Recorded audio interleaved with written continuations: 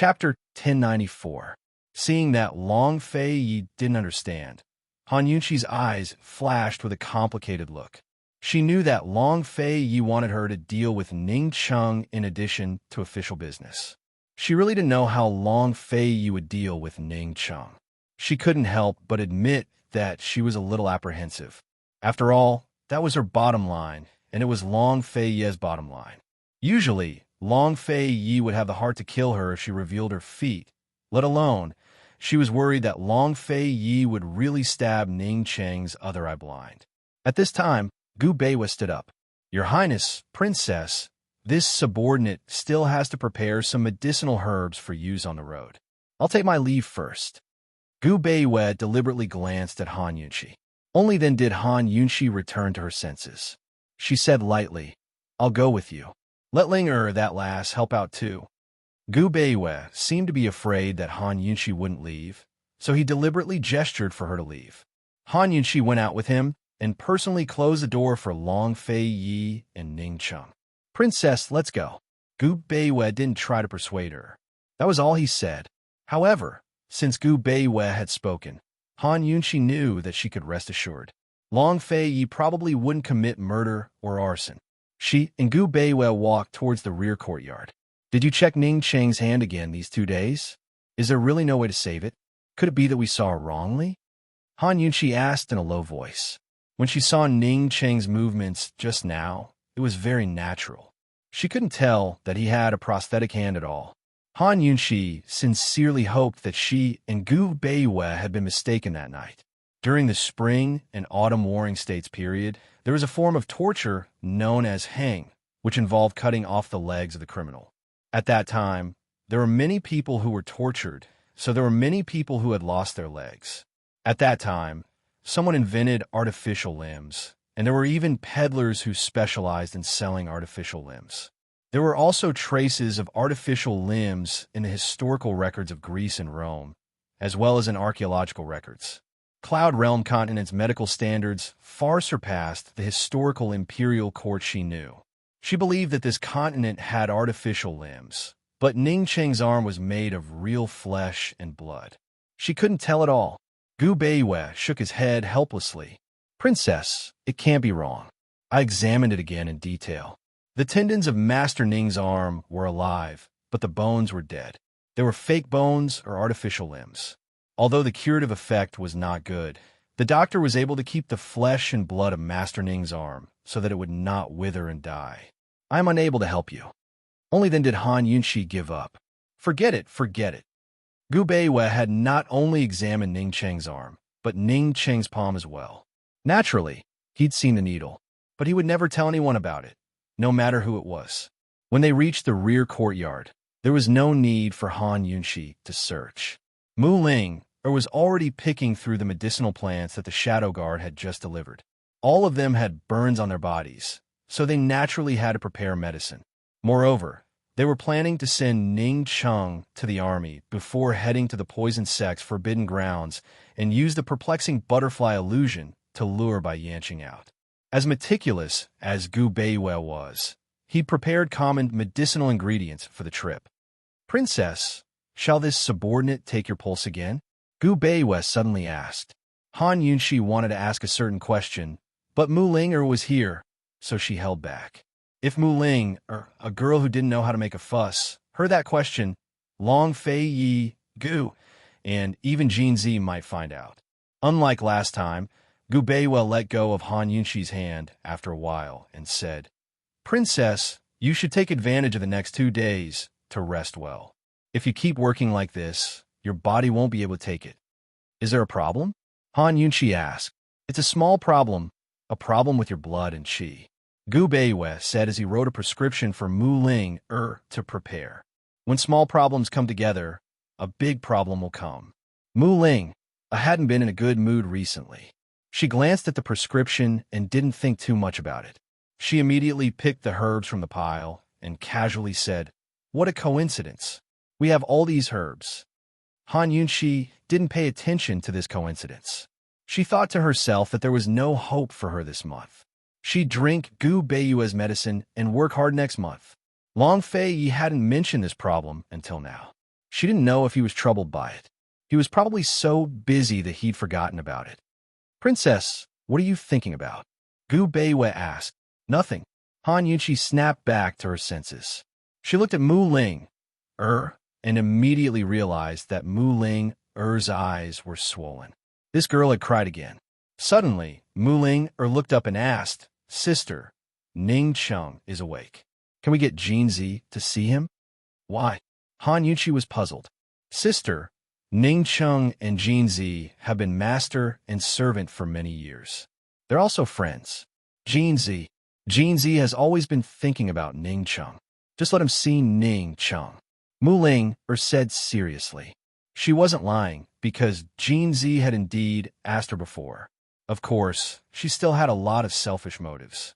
She hoped that Ning Cheng could help her persuade Jinzi. You can take him there later. Han Yunqi agreed readily. How could the silly Ling win against her incomparably shrewd sister? Han Yunqi wanted to use this opportunity to let Ning Cheng test Jinzi and ask him what was going on between Jinzi and Mu Ling. More importantly, she was still hoping that Ning Cheng could get Deacon Jin to help them. Regardless of whether Deacon Jin was a direct descendant of the Black Clan or not, once he revealed his beast-taming technique, who in the Black Clan wouldn't submit to him? If he helped, at least some of Jun Isia's subordinates in Northern Li would surrender. This way, the war would be less chaotic. Whether it was the soldiers on both sides or the herdsmen in the southern part of Northern Li, they would all suffer less. Deacon Jin was full of hostility towards them, especially her, the person who had cheated his entire bank. She naturally couldn't show her face. However, Ning Cheng could talk nicely with Deacon Jin. Seeing that Han Yunqi agreed, Ling was overjoyed. I'll go call him now. Wait, go tonight or tomorrow. Han Yunqi stopped her. Mu Ling didn't understand. Ning Cheng wants to rest, right? Your brother-in-law has something to do with him. Han Yunqi thought for a moment, then used a word, talk about it in detail. Oh, Mu Ling thought it was an important matter, so she waited obediently. Gu Beiwei squatted at the side, picking medicinal herbs. He turned back to look at Han Yunqi, and the corners of his mouth hooked up into a faint smile, helpless and doting. How could Long Fei talk about it in detail with Ning Cheng? A gentleman uses his mouth and not his fists, but a man doesn't talk nonsense. Long Fei Ye's figure flashed forward, and a fist smashed towards Ning Cheng's face, directly sending Ning Cheng flying to the bed. He had wanted to settle the score for Ning Cheng tearing Han Yunqi's clothes for a long, long time. He didn't care how many injuries Ning Cheng had on his body. Daring to bully his woman like that, he had to pay the price. Ning Cheng spat out a mouthful of blood and supported himself on the bed. He obviously couldn't get up, but he still forced himself to. But as soon as he got up, Long Fei punched him again and sent him sprawling on the ground. Ning Cheng got up again, and Long Fei still beat him. After 3 punches, Ning Cheng was completely lying on the bed, unable to get up. He spat out a large amount of blood, and his already pale face became a terrifying white. Do you regret it? Long Fei finally spoke. Regret, Ning Cheng honestly said. This crown prince would rather you collude with Jun Yixia. Long Fei looked down at him disdainfully. If Ning Cheng really colluded with Jun Yixia, he could happily kill him. There was no need to consider the big picture. Ning Cheng's lips curled into a cold smile. It's a pity that I don't. In the northern expedition, as long as there is a single defeat, this prince will not be polite, Long Fei said. His meaning was that if Ning Cheng lost a single battle, he would not agree to Han Yunqi's promise of becoming a king. Is your highness using public office to avenge private wrongs? Ning Cheng could still laugh. Long Fei generously admitted, yes. All right, this one will remember. Ning Cheng honestly said. Actually, he was very clear that if Long Fei wanted to use public office to avenge private wrongs, he wouldn't be alive today. If he wanted to be the D family's mortal enemy, the D family wouldn't have a chance to cooperate with the East Qin army. Even if he wasn't convinced, he still admired Long Fei Ye's magnanimity as an emperor. Although Northern Li's situation was very chaotic and the Northern expedition had a large advantage, how could it be possible to guarantee victory? unless a miracle happened. Long Fei's goal was very clear. After the battle, he wanted him to disappear from Han Yunqi's sight forever. Remember to return that purple muslin robe to this prince. Long Fei still remembered this matter. Ning Cheng wiped the blood from the corner of his mouth and replied, "All right."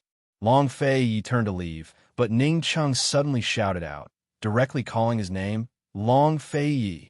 Long Fei ignored him. Ning Cheng said, "Long Fei, after the battle, do you dare to drink with me?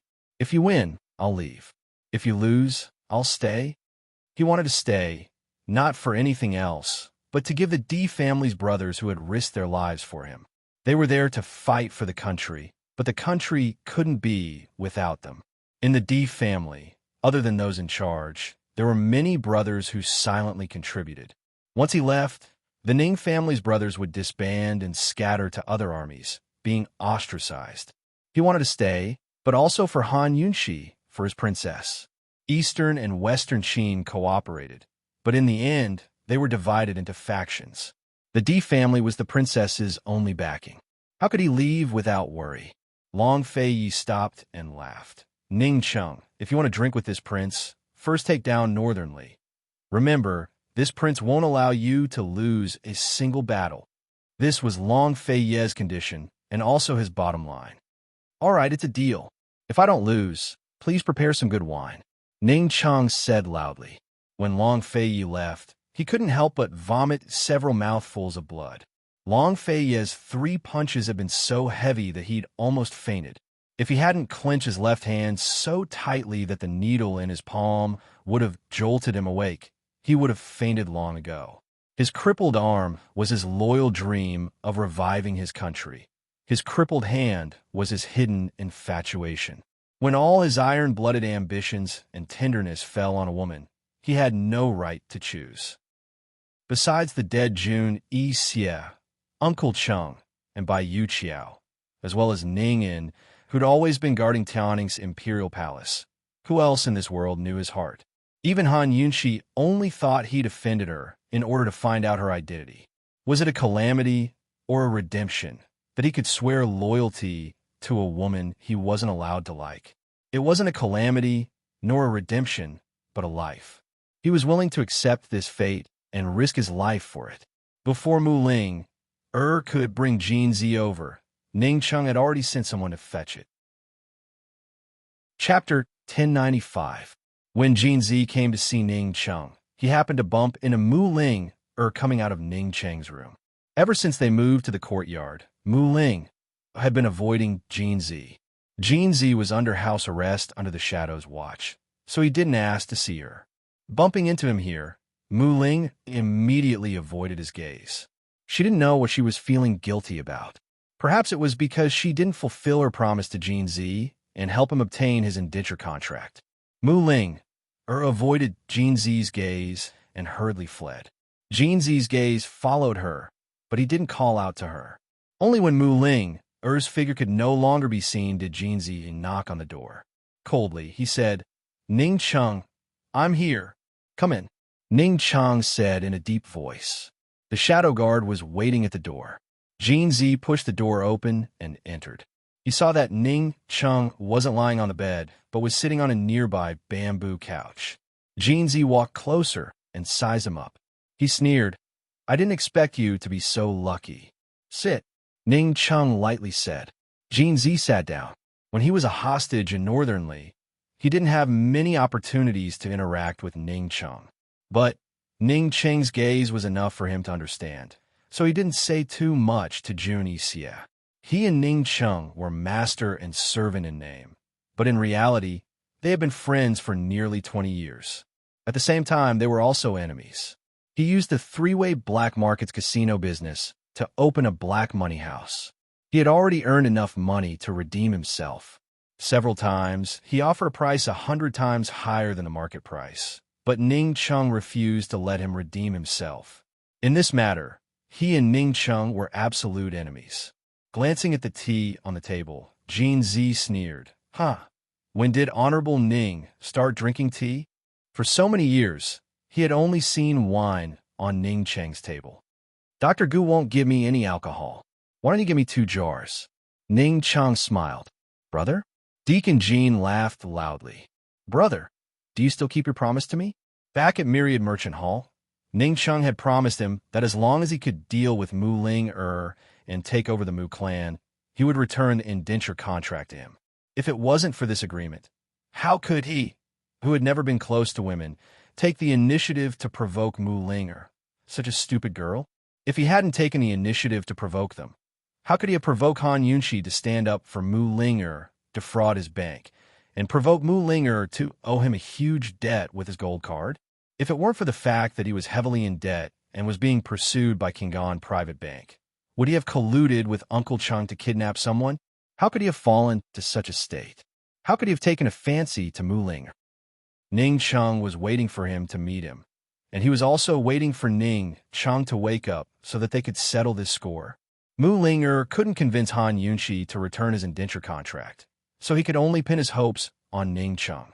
Of course it counts. When have I ever not kept my promises to you? Ning Cheng asked in return. A cold smile appeared on Jin Zi's lips. He didn't say anything and just reached out his hand. Jin Zi, that matter hasn't been settled yet. Isn't it a little too early to ask for my indenture contract? Ning Cheng raised his eyebrows and looked over. Mu Ling has already agreed to marry me, and she's already told her sister, Jin Zi replied. Ning Cheng laughed loudly. You've already settled her? That girl might tell the princess the truth at any time. When that happens, even I won't be able to protect you. Before Jin Zi came over, Mu Ling had chatted with him for a long time. He knew all about how Jin Zi had threatened her. When they had agreed to settle her, it wasn't such a threat. This time, Jin Zi finally knew why Mu Ling was looking for Ning Cheng. He suddenly laughed out loud. Even Ning Cheng, who knew him best, didn't know what he was laughing about. It was obviously a cold laugh, but people could hear a trace of desolation in it. Let that girl go. Within 3 months, I'll think of a way with you to get your indenture contract back. Ning Cheng said seriously. Why should I believe you? Jin Zi retorted coldly. When have I ever lied to you? Ning Cheng's voice also turned cold. Of course Jin Zi knew that Ning Cheng would do what he said, but he still rejected. I can't do it. Ning Cheng questioned. Is it fun to force a little girl like this? I didn't force her. Deacon Jean immediately denied. She can tell Han Yunshi and Long Fei Yi the truth at any time. I didn't stop her. Jin Zi, you're taking advantage of that girl's kindness. Ning Cheng rebuked angrily. Jin Zi was also angry and stood up. I didn't force her to be kind to me. Perhaps he was waiting for her to be unkind, waiting for him to give up. When he had already tried his best and still couldn't make himself give up, he could only wait for someone else to sentence him to death. Otherwise, what else could he do? Ning Cheng had never seen Deacon Jean so agitated. He looked at Deacon Jean for a long time and finally asked indifferently, why? Ning Cheng, you haven't met yet. You won't understand. Jin Zi sat down. Ning Cheng was completely silent and didn't say anything. Jin Zi didn't sit for long before he stood up. Goodbye. Ning Cheng finally spoke. Jin Zi, I don't care about the matter between you and Mu Ling but we can still talk about the slave contract. As soon as he said this, Jin Zi sat down with great interest. It seems that you didn't find me today because of Mu Ling. Ning Cheng stood up and asked seriously, how about forming a tiger army? How about we trample northernly with my cavalry? We can attack all the way to Winter Crow. Once we reach Dongwu, I'll ask the princess to give you the slave contract. Jin Zi was a smart person. As soon as he heard the words tiger army, he knew that Ning Cheng wanted to use him to form a tiger army to rope in June Xie's Black Clan subordinates in Northern Li and even Winter Crow. If they could rope in June Xie's subordinates, the northern expedition would be much easier. Help me pay off my debt to Kongan Bank first, then give me 10 million taels. Otherwise, no deal. Jin Zi immediately laid out his conditions. Ning Cheng laughed. Okay. Mu Ling, I didn't know about the agreement between Jin Zi and Ning Cheng. For the past few days, she had locked herself in her room. She didn't see Deacon Jean and didn't follow Chi brother in and out like before. She didn't know if Deacon Jean missed her. Gu probably didn't. He basically stayed near Han Yunshi, either watching the sky from the roof or sleeping in a tree. While they were waiting for Deputy General Shue's arrival, Northern Li's political situation changed drastically. A few small cities near the three-way monastery even surrendered on their own accord.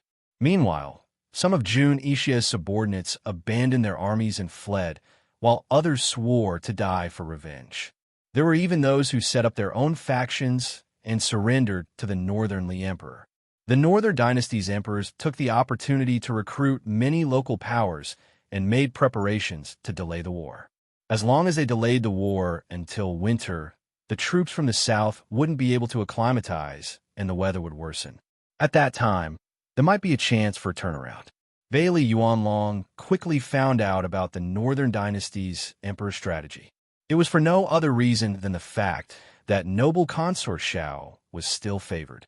The Northern Dynasty's emperor's favored consort was Bailey Yuanlong's daughter and Bailey Mingxiang's older sister. She was originally Bailey Mingxia, but changed her name to Xiao Mingxia and faked her birth. She had been hiding in the Xiao family since young, entering the palace 10 years ago and gaining favor 5 years ago. Long Fei Yi prepared to use perplexing butterfly illusion to lure out Bai Yanqing while interrogating Helian Zuexiang, who had been hiding in the Han family for many years. Unfortunately, even when they used to threaten her, she didn't reveal any details about Bai Yanqing. On this day, a secret letter from Northern Li arrived. Long Fei Yi glanced at it and hesitated. He didn't say anything for a long time. "What's wrong?" Han Yunshi asked. Long Fei Yi promised that he wouldn't really hurt Yi-Er and would only use Yi-Er's name to scare Helian Zuexiang. Han Yunshi didn't ask him to bring her back. Helian Zuexiang committed suicide and left you a letter written in blood. Long Fei Yi handed over a white handkerchief from the letter. Han Yunshi only frowned. In her opinion, an ingrate like Helian Zuexiang deserved more than death. However, when she saw the words written in blood on the handkerchief, her heart still felt stifled. There were only a few words written in blood. They didn't explain anything, not even an apology. They only begged her not to tell Er the truth and to continue being Er's older sister. Han Yunshi sneered. "She's really smart. She's so sure that I'm worried about E." "Exactly. She knows you very well. This is your weakness." Long Fei Yi replied cruelly. Han Yunshi snorted. "No, this is my strength." Long Fei Yi smiled helplessly.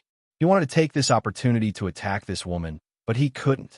In fact, this wasn't her strength, but her ability. Kindness and benevolence were indeed good points, but doing good required not only good qualities, but also sufficient ability. So, kindness and kindness were often a kind of ability. Han Yunshi made a prompt decision. "Bring her back," the shadow guard on the side asked in a low voice. "Princess, what if the child asks about his mother? Just say, his mother sacrificed herself to save him?" "No, I don't want her to feel guilty." Han Yunshi was resolute. "Tell him that the Northern Li royal family kidnapped them and wanted his mother to be a spy. His mother would rather die than submit and sacrificed herself. Tell him not to cry and to be proud of his mother." Long Fei Yi looked at Han Yunshi with interest, but didn't say anything. Seeing that he didn't say anything, the shadow guard immediately left to carry out the order. Han Yunshi turned around and realized that Long Fei Yi was looking at her. "What's wrong? Is it inappropriate?" His gaze always made her feel guilty. "Give me a son. I want to see how you teach him." Long Fei Yi smiled. He liked his daughter because her daughter resembled her. He wanted a son because he wanted to watch her train his son. Had he never thought of having children because he wanted to have children?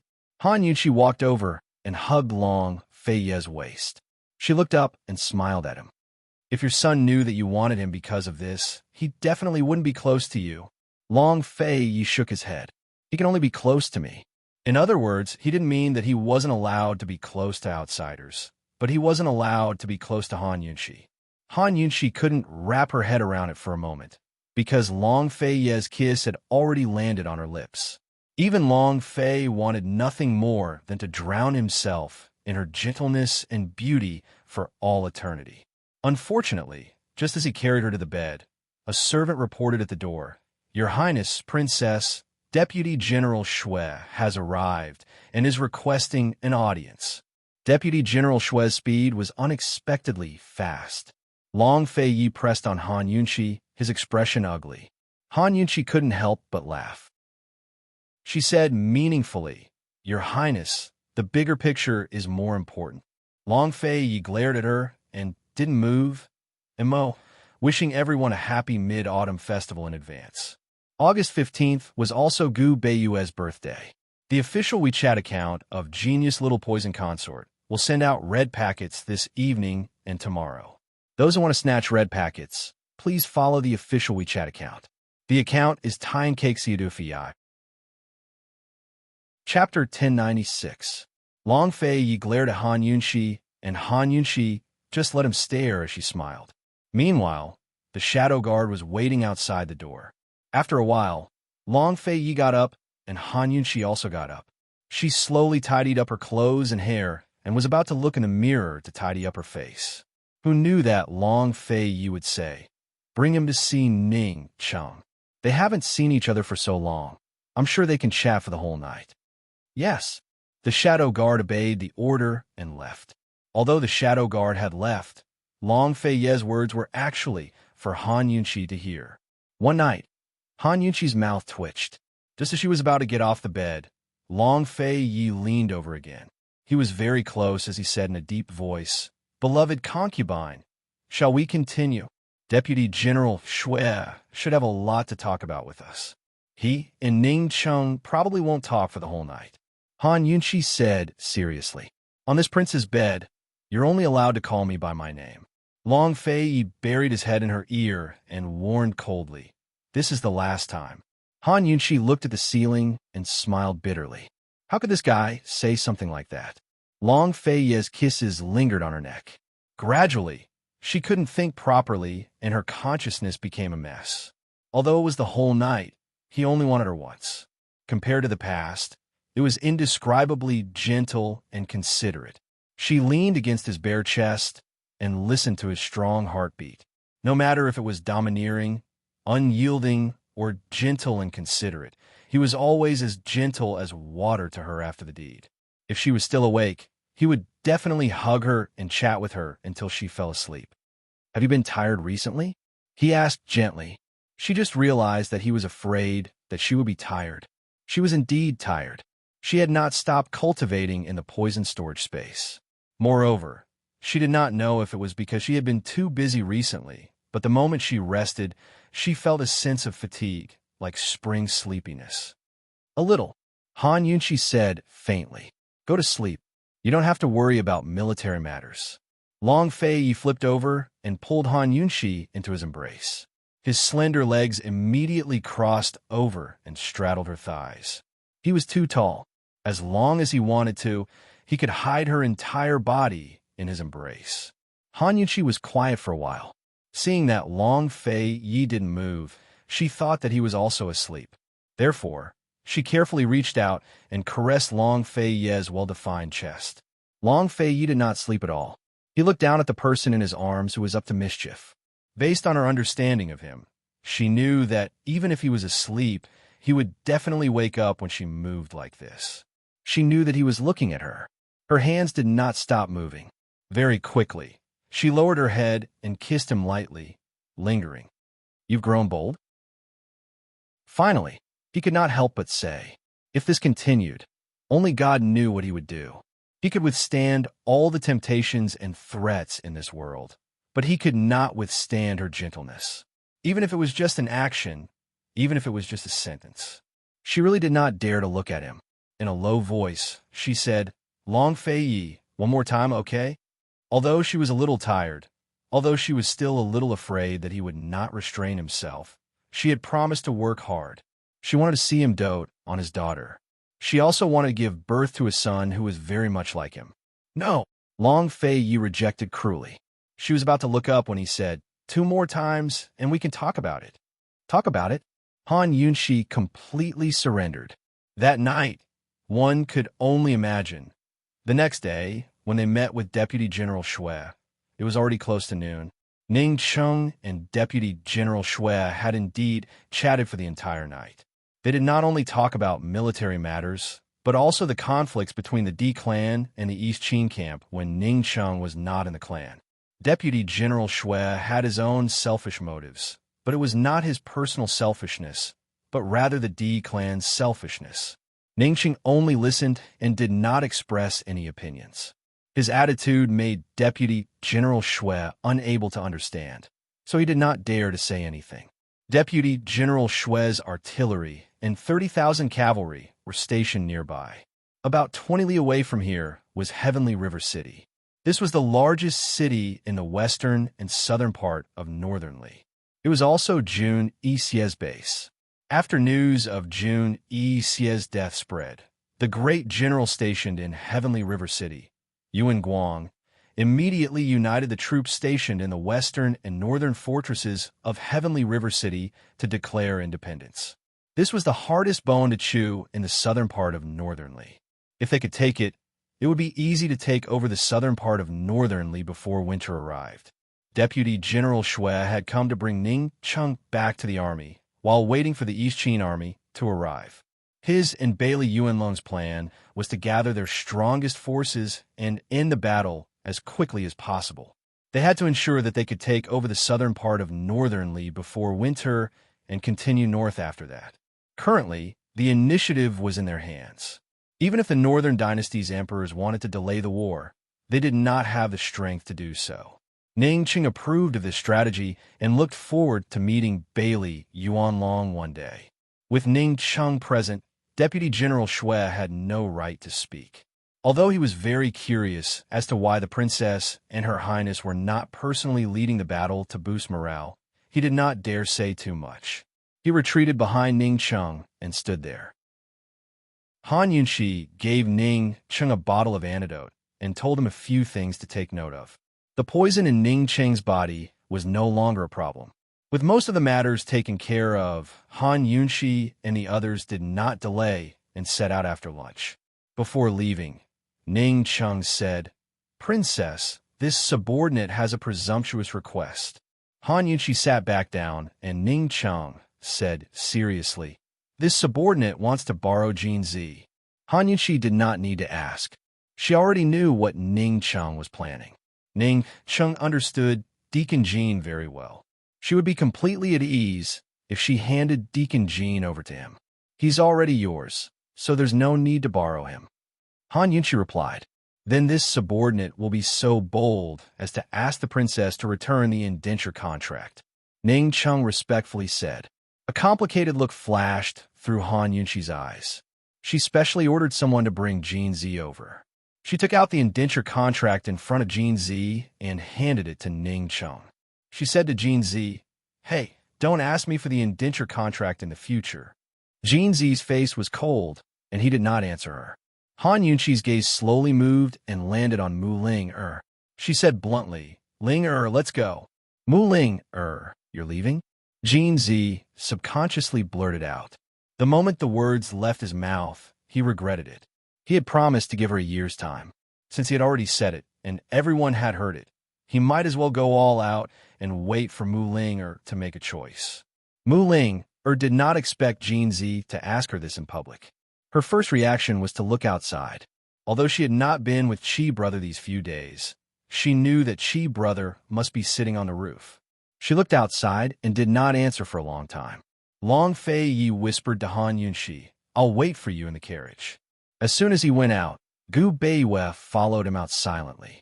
Ning Chung also did not stay long and whispered to Deputy General Shui, "Go to the backyard. We have to talk about the weapons."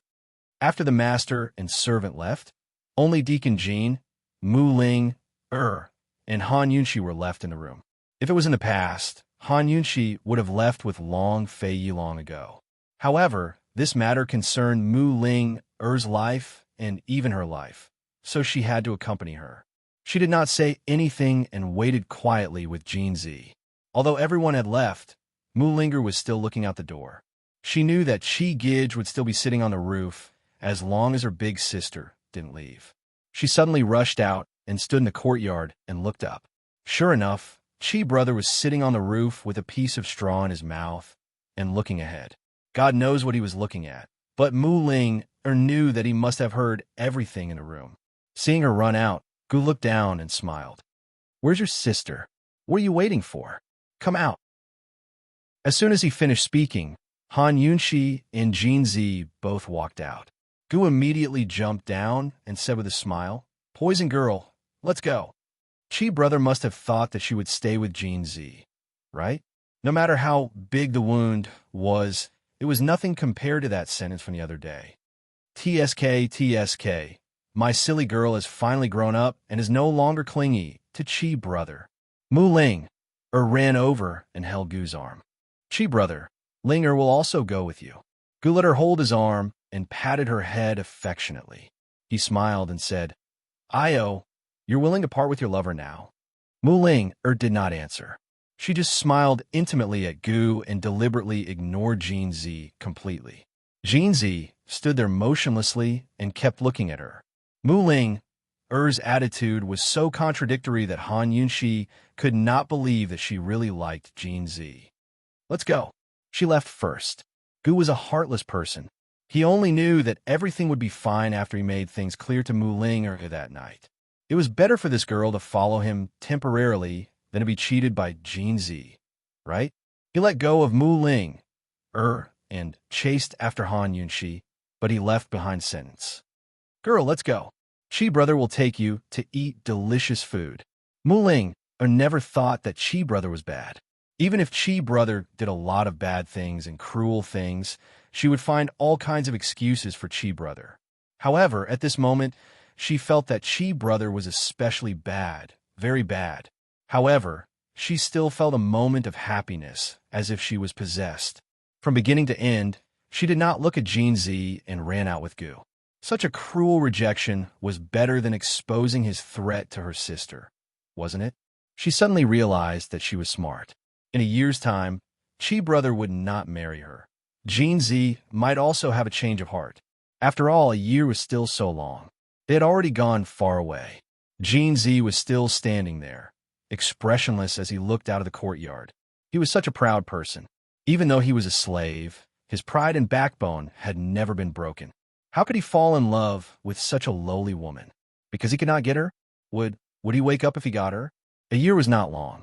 Jin Zi murmured, "Mu Ling, wait until I get back the slave contract. I must make you fulfill your promise." Jin Zi did not know that once they left the manor, before Gu let go, Mu Ling took the initiative to let go. It had to be said that this made Gu quite surprised. He smiled and said, "Little girl, what are you doing?" "Nothing. What kind of tasty food are you taking me to eat?" Mu Linger's smile was just like before, her large eyes sparkling. Along the way, Mu Ling was waiting for Han Yunxi to interrogate her. She was also prepared to say nothing. However, Han Yunxi did not ask her anything. This made her feel uncomfortable. When they arrived at Three-Way Black Market, Ning Cheng had already led the army to attack Sky River City. But on the third day after Ning Cheng attacked Sky River City, something that shocked everyone and even caused panic happened. Chapter 1097.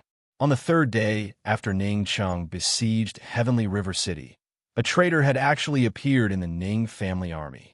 Deputy General Shui. As soon as she heard the news, Han Yunxi's first reaction was to think of the deputy general. However, the situation was far more serious than they had imagined. "Princess, the traitor is a deputy general surnamed Chun. He took over 10,000 cavalry with him and pledged allegiance to Yuan Guang, who guards Heavenly River City." The Shadow Guard reported honestly. What? Han Yunxi was in disbelief. Only a portion of the Ning family leader's elite troops were from the D clan. Most of them were recruited soldiers. However, they had followed Ning Cheng for so many years, so how could they betray him just like that?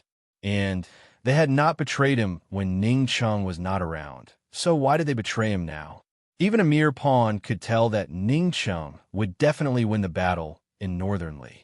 And as long as Ning Cheng won, the entire Ning family army would enjoy endless glory and wealth in the future. Don't tell me this Deputy General Chun was a spy in the first place? Long Fei Yi asked in doubt. Your Highness, Yuan Guang opened the city gates and led his troops out of the city. Right now, he and the 10,000 traders are attacking the Ning family army in a pincer attack. Great General Ning might not necessarily be able to achieve victory in this first battle. The Shadow Guard reported. Whether or not Ning Cheng was undefeated was no longer important.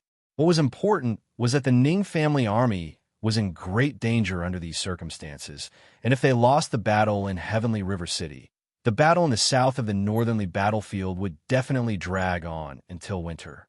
Your Highness, if he's a spy, just what kind of divine spy is he? How can he remain so calm? Northmoon furrowed his brows in thought. In my opinion, the Northern Dynasty's emperors don't have that kind of heart. In that moment, a thought flashed through Long Fei Ye's head, but he rejected it very soon. He ordered coldly, "Tell Bailey Yuanlong to reinforce them. If we can't take Heavenly River City by the end of this month, I'll hold him accountable." Bailey Yuanlong had a 100,000-strong army, a combination of the Ning and Bailey armies. For the northern expedition, Ning Cheng was the main general, with Bailey Yuanlong as his deputy. Ning Cheng focused on attacking the strategic city of Heavenly River City in the south, while Bailey Yuanlong led the troops north. The army of 100,000 was still in Bailey Yuanlong's hands and had just passed through the three-way battlefield. 50,000 of them were heading west to reinforce Ning Cheng. 30,000 were heading north, and 20,000 were heading east to coordinate with the naval forces heading north. Even if some of the 30,000 cavalrymen of the Ning family turned traitor, as long as the reinforcements arrived in time, it would not affect the overall situation. Long Fei Yi and the others were shocked that the Ning family army could have a spy in their midst. What about the other armies? Not long after the Shadow Guard left, a familiar face rushed in. It was none other than Chu Shifeng. As soon as he recovered, he returned to the three-way black market with Bailey Mingxiang. At the same time, he brought back a piece of bad news. "When did you come back?" Han Yunqi was quite surprised. "Your Highness, Princess, this subordinate just arrived. Something's happened in Western Zhou.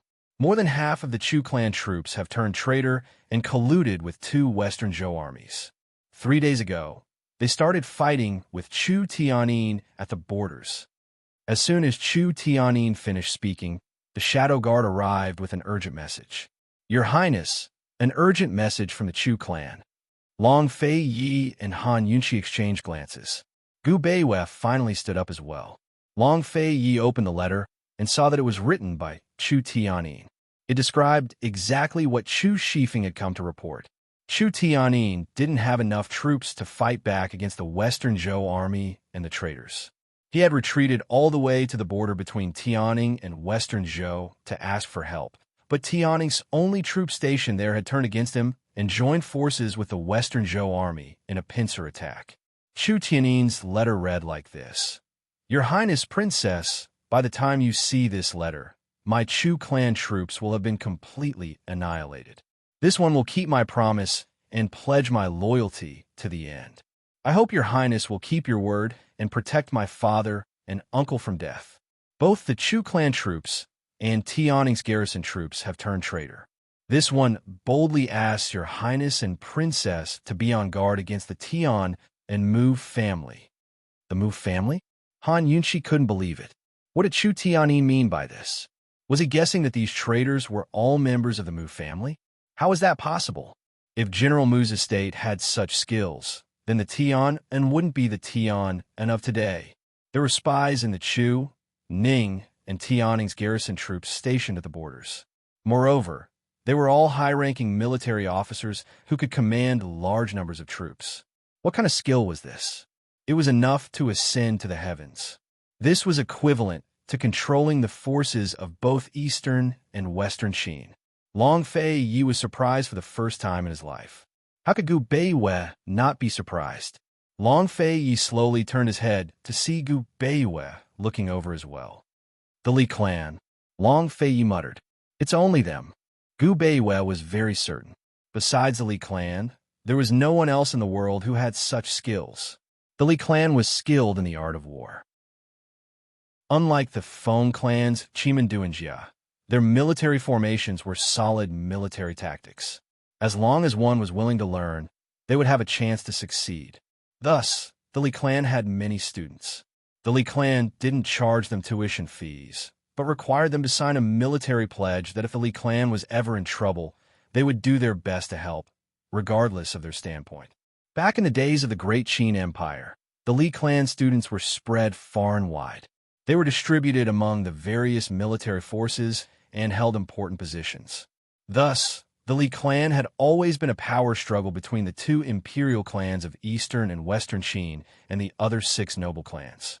Fortunately, the Li clan had always maintained a neutral stance, so the power balance within the Great Qin Empire was relatively balanced.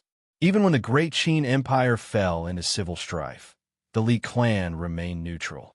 In the end, they even disbanded their armies. Otherwise, Cloud Realm Continent wouldn't have had 3 countries to contend with.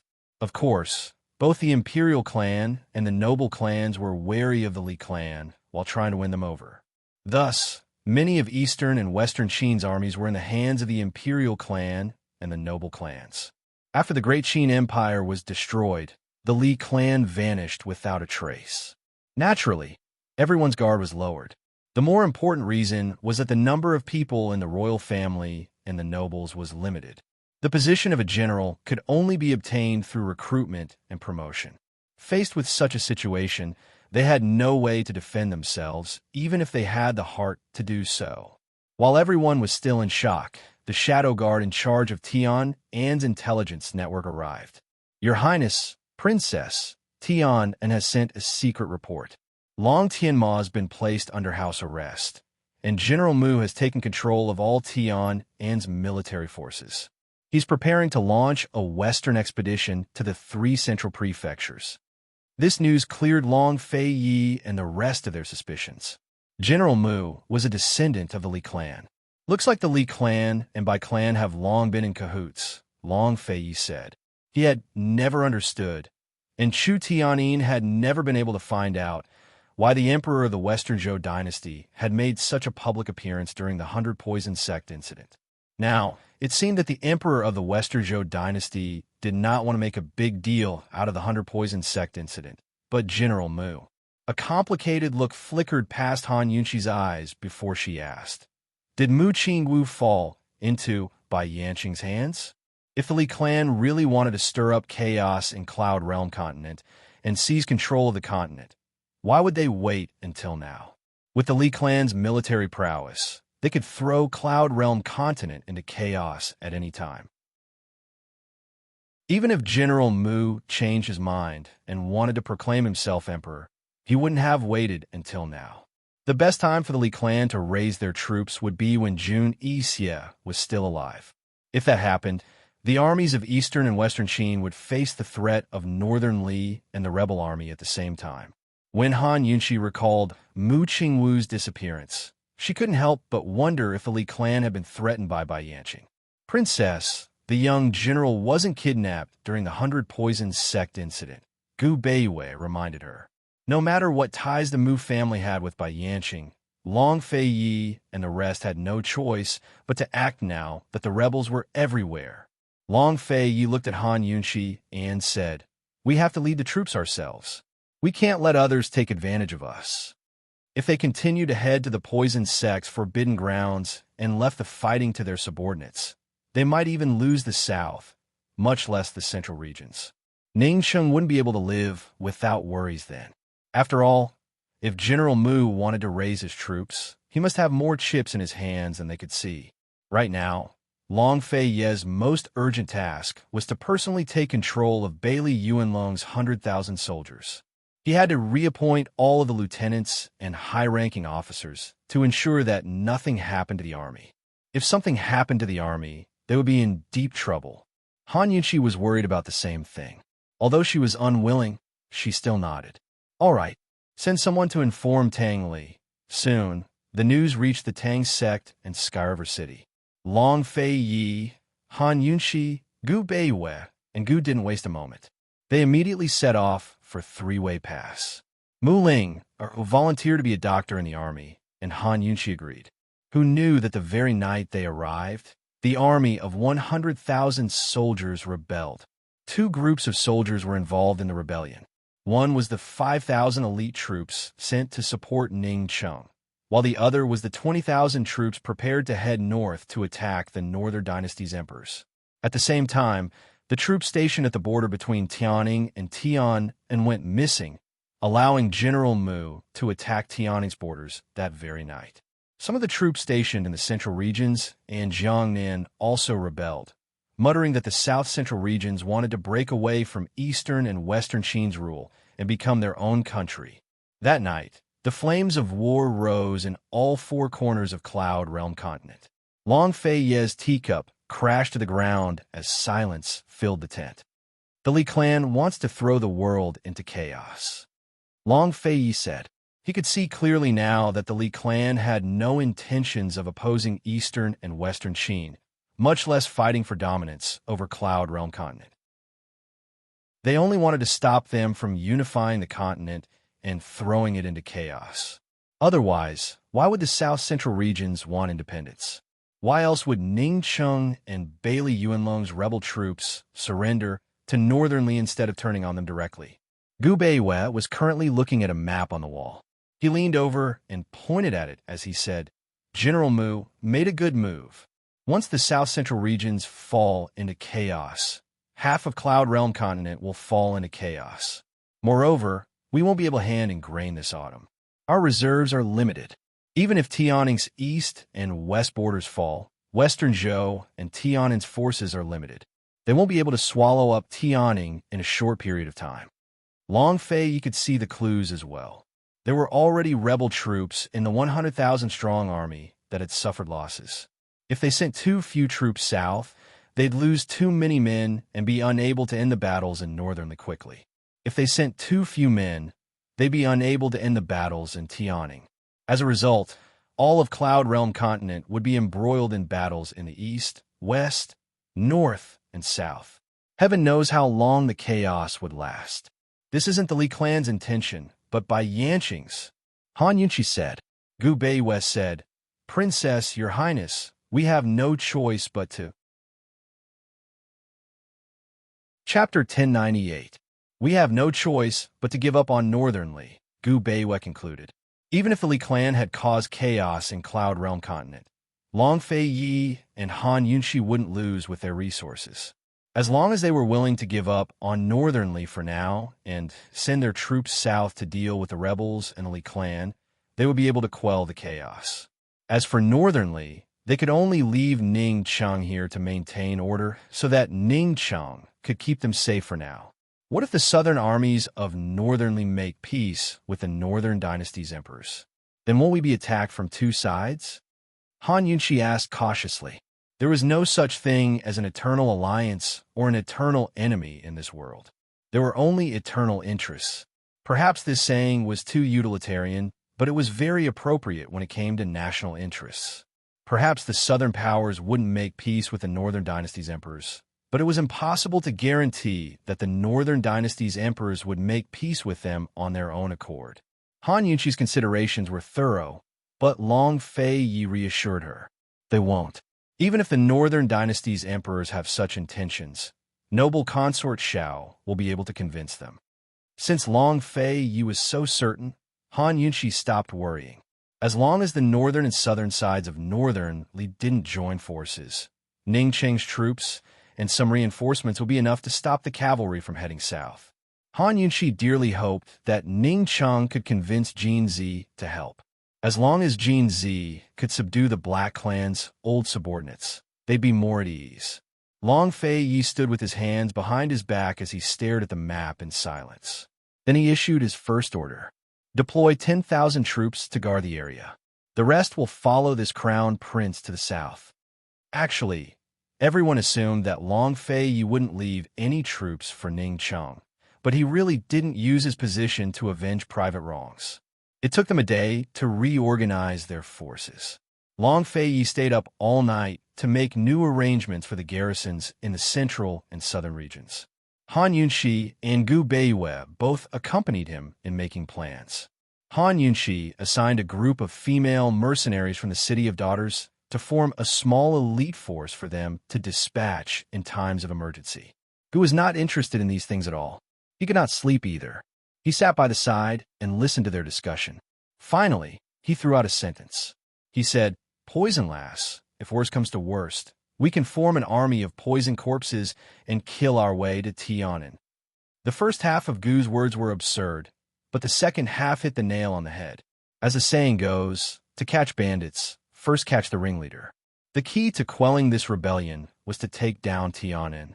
To be exact, it was to take down General Mu's mansion. Everyone automatically ignored the first half of Gu's words. Gu Beiyue said seriously, "Bai Yanqing might be in Tian and Miss Jing, and the others might also be in Tian, and that's good. It saves us the trouble of looking everywhere." Han Yunqi said coldly. Long Fei's target in the south was Tian'an.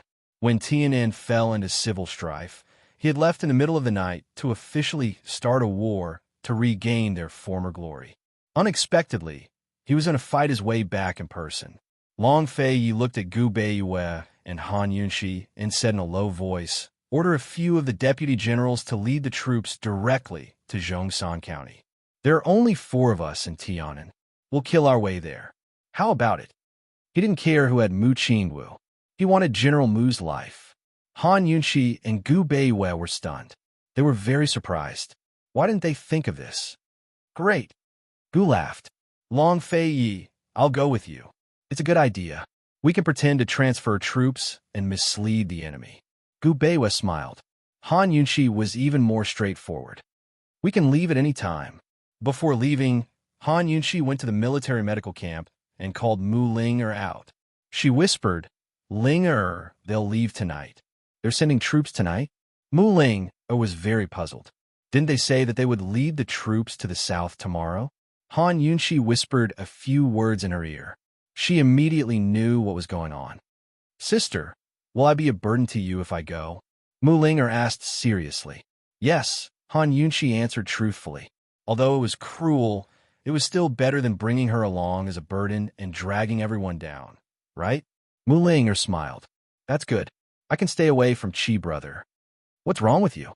If you don't tell me, don't call me sister in the future." Han Yunxi wasn't angry. She was helpless. She had asked no less than 10 times about Deacon Jean, but Mu Ling-er just wouldn't tell the truth. "Sister, Qi brother, rejected me that night." Mu Ling-er lowered her head.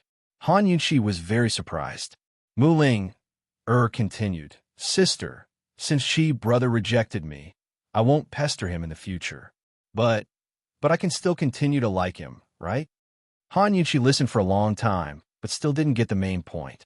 She held Mu Ling-er's hand and said seriously, "I can't interfere in the matter between you and Qi brother.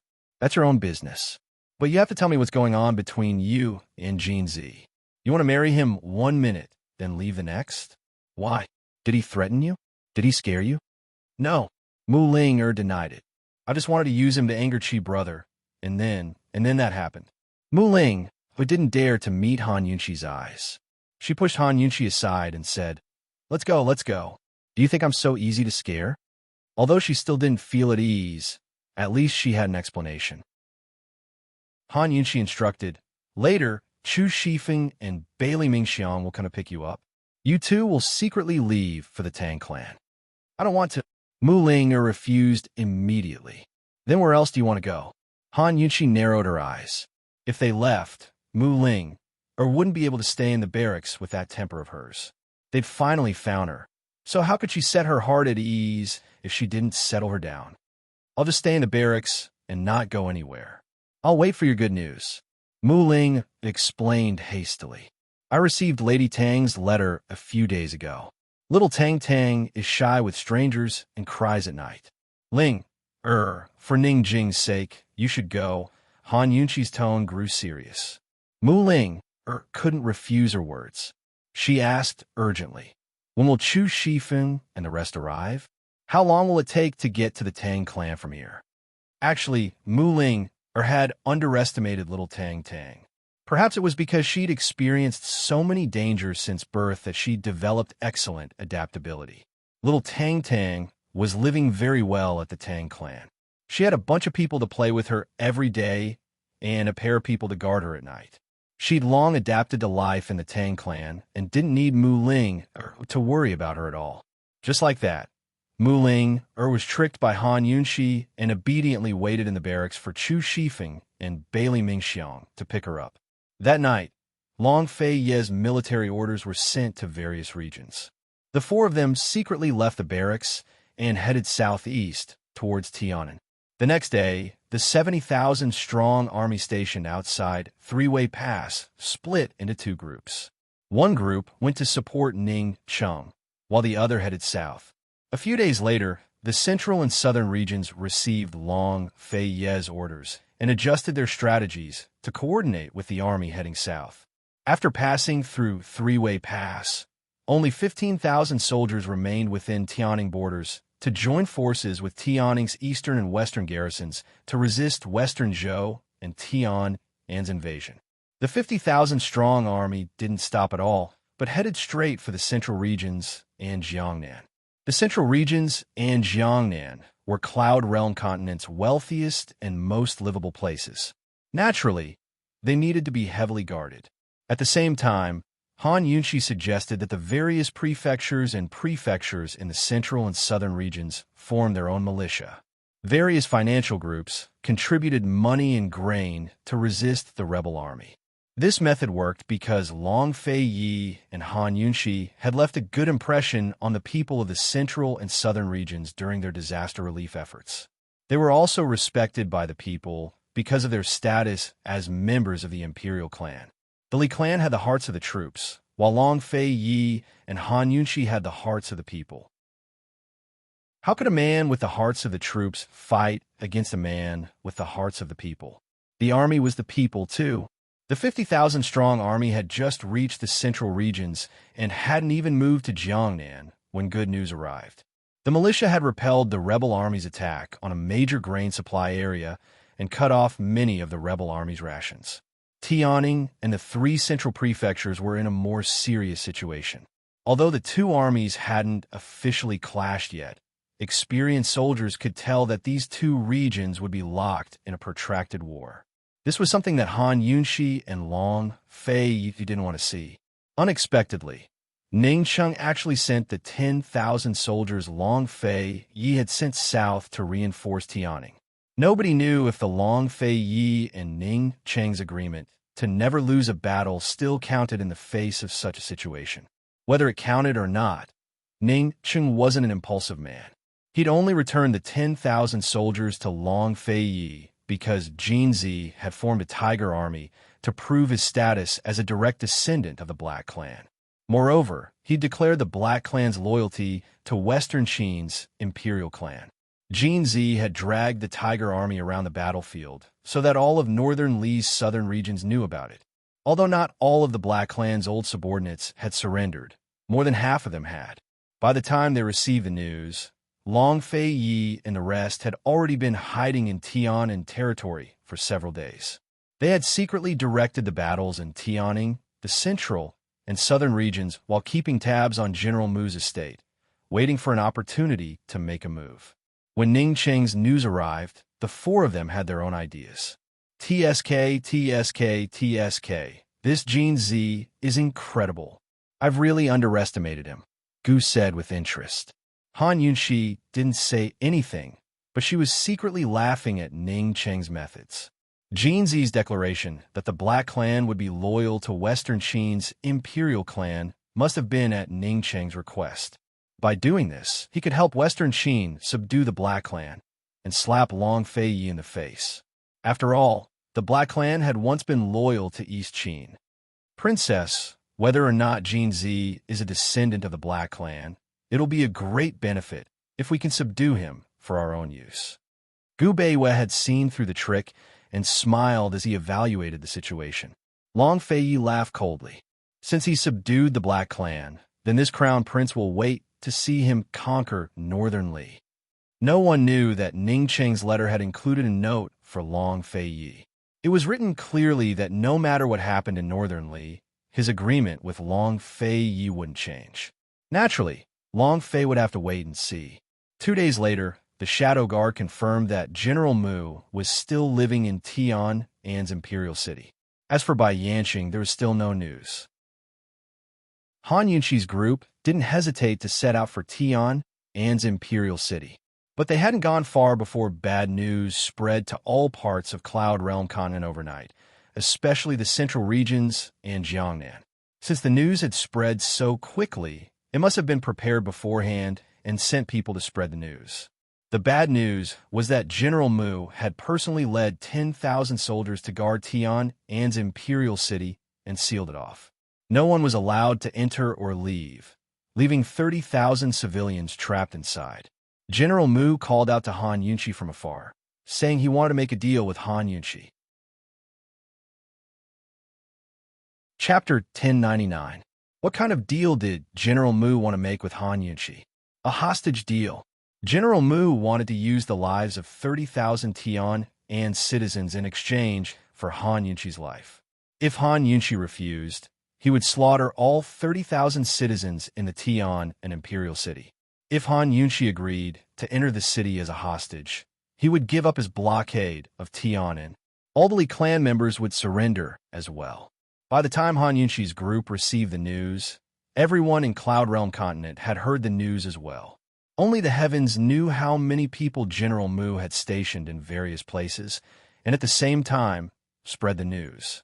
In any case, the news left Han Yunqi's group in a dilemma. It had to be said that this was the worst fall of Long Fei Yi and Han Yunqi's lives. They had misjudged the true motives of General Mu's cavalry. The Li clan didn't want the world. They only wanted Han Yunqi. Why was that? No matter how General Mu and Bai Yanqing had colluded, it wasn't the Li clan that wanted Han Yunqi. It was Bai Yanqing who wanted Han Yunqi. Currently, Han Yunqi's group of 4 was only a day's journey away from Tian An's imperial city. The 4 of them stood quietly on the mountain path, looking at each other. The 3 men didn't say a word, and even Gu looked frighteningly solemn. It was as if he would never smile again in this lifetime. Only Han Yunqi could still smile. She chuckled helplessly. What a way to flatter someone to death. Truly brilliant. With an agreement like this, could Han Yunqi refuse? A city, the lives of 30,000 innocent people. Personally, Han Yunqi couldn't refuse. She couldn't. Even if she wasn't the true culprit, would 30,000 innocent people of all ages lose their lives because of her? This was going to be a nightmare that she would never be able to escape from. In the future, no matter where she went, even if she hid, people would say that because of her selfishness and cowardice, 30,000 innocent people were slaughtered. This debt would be recorded in history. Not only would she be mocked by the people of this era, but she would also be mocked by the people of the future.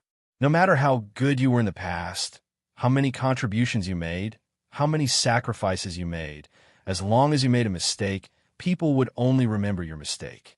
People not only like to pursue perfection, but they also like to demand perfection from others. If this was any other matter, Han Yunqi could simply say, "Who cares if it dies?" and stay out of it. Unfortunately, she really couldn't do that this time. From a public point of view, this agreement was General Mu's way of flattering Han Yunqi. This was an absolute flattery. The improvement of the situation in the central region and Jiangnan was all thanks to the militia. Even after the reinforcements arrived in the central region, the militia stopped them and gave them great support. In short, in the South Central region, it could be said that the army and people were of one mind to fight against the enemy. It was all because of the trust, love, and respect that the people had for Long Fei Yi and Han Yunqi. Under these circumstances, if Han Yunqi refused General Mu's request, it would be the same as cutting off the livelihood of the Tianan citizens in front of everyone. They were all innocent people who originally belonged to the same country as Tianan. So the citizens of the South Central region didn't feel much hatred or resentment towards the Tian and Imperial clan. If Han Yunqi refused, how would the people look at her? How would they trust her again? Moreover, General Mu's conditions didn't only include the 30,000 citizens of the Tian and imperial capital, but also included stopping the surrenders and stopping the chaos in the four directions. If Han Yunshi refused, it would be the same as rejecting the rebel army's surrender and insisting on fighting. As soon as the news spread, many people began to suspect that the chaos in the four directions was caused by Han Yunshi's personal grudges. If Han Yunshi refused, who knew what kind of rumors would spread? Not only would Han Yunshi lose the hearts of the people, but even Han Yunshi's husband, Long Fei Yi, would lose the hearts of the people as well. This was the so-called flattery to kill. This was Han Yunshi's dilemma. The four of them were very quiet. Long Fei Yi, Gu Beiyue, and Gu were all looking at Han Yunshi. Han Yunshi smiled to herself, feeling a little awkward under their stares. She teased. I suddenly remembered saying, if I don't enter hell, who will? She wanted to make a joke, but the three of them were all serious and unsmiling. She was resentful and was about to discuss seriously when Gu suddenly grabbed her hand. Let's go. Who cares if it's 30,000 or 300,000? Let go. As Long Fei Yi shouted angrily, he had already grabbed Gu's wrist and almost broke Gu's wrist. However, Gu stubbornly refused to let go. He frowned at Long Fei Yi and questioned, why? Are you taking her away? Where are you taking her? What does that have to do with you? Long Fei Yi retorted angrily. Not only did he not loosen his grip, he even increased it.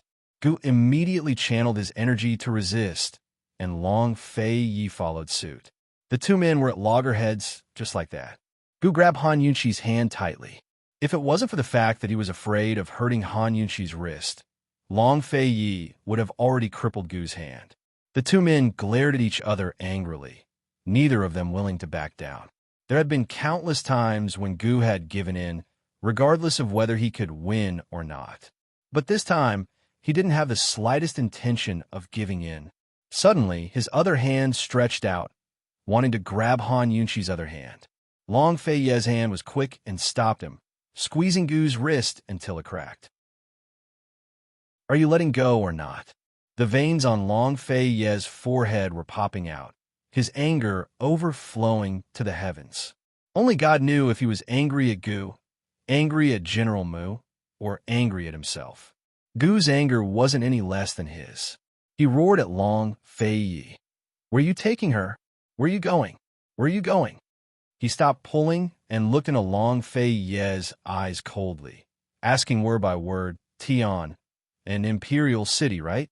The moment his voice fell, Long Fei Yi suddenly lifted his leg and viciously kicked Gu's abdomen. In an instant, Gu spat out a mouthful of blood. But he still stubbornly stared at Long Fei Yi, saying word by word, unless I die, otherwise don't think about it. Enough. Han Yunshi was so angry that she couldn't say anything. Her face was pale white.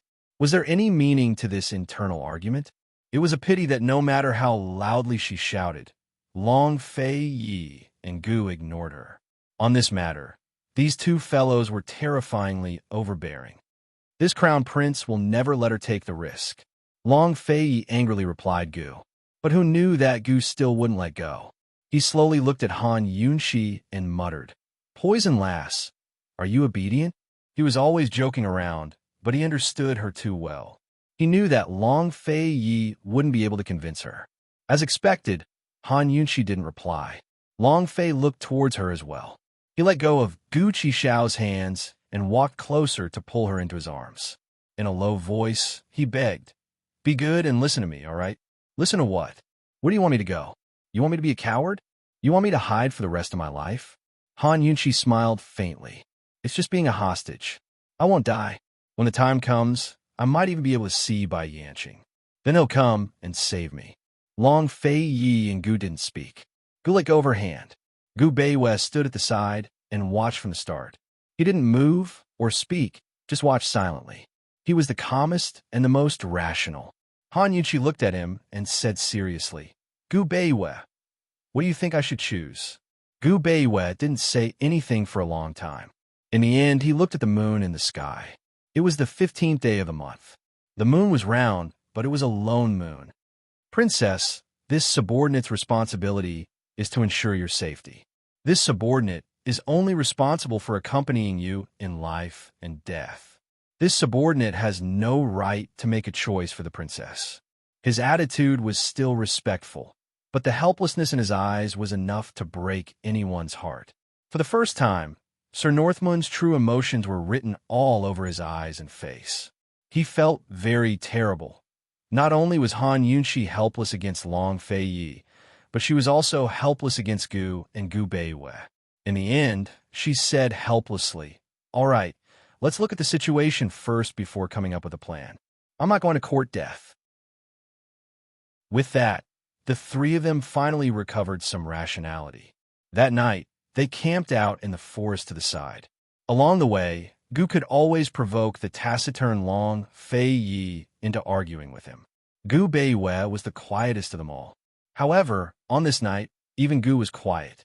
They lay on the grass, gazing at the moon in the sky.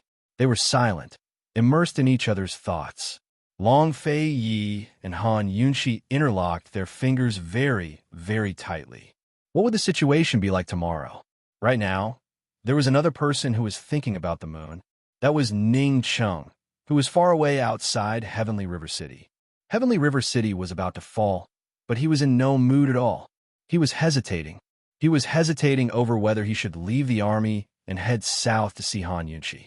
However, he couldn't find any reason to see her, much less the right to persuade her.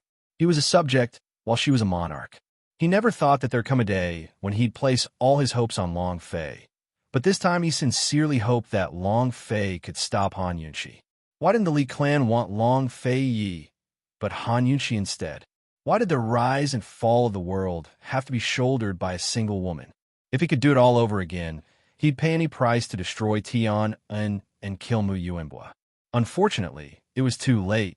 The next day, all of the rebel armies stopped fighting, but Tian'an's General Mu's estate threw out 100 corpses from Tian'an's imperial city to hasten Han Yunxi's reply. News of this spread throughout Cloud Realm continent as well. If yesterday everyone was denouncing the Li clan for their cruelty, today everyone's focus was on Han Yunxi. It was as if Han Yunxi was even more hateful than General Mu if she didn't agree. It was as if those 100 corpses weren't killed by General Mu, but by Han Yunxi. "I have to go. I'll go right now." Han Yunxi was very decisive. She wasn't afraid, but she was reluctant to part with them. She had all of this in her heart. Unlike yesterday's explosive temper, Long Fei Yi and Gu were unusually quiet.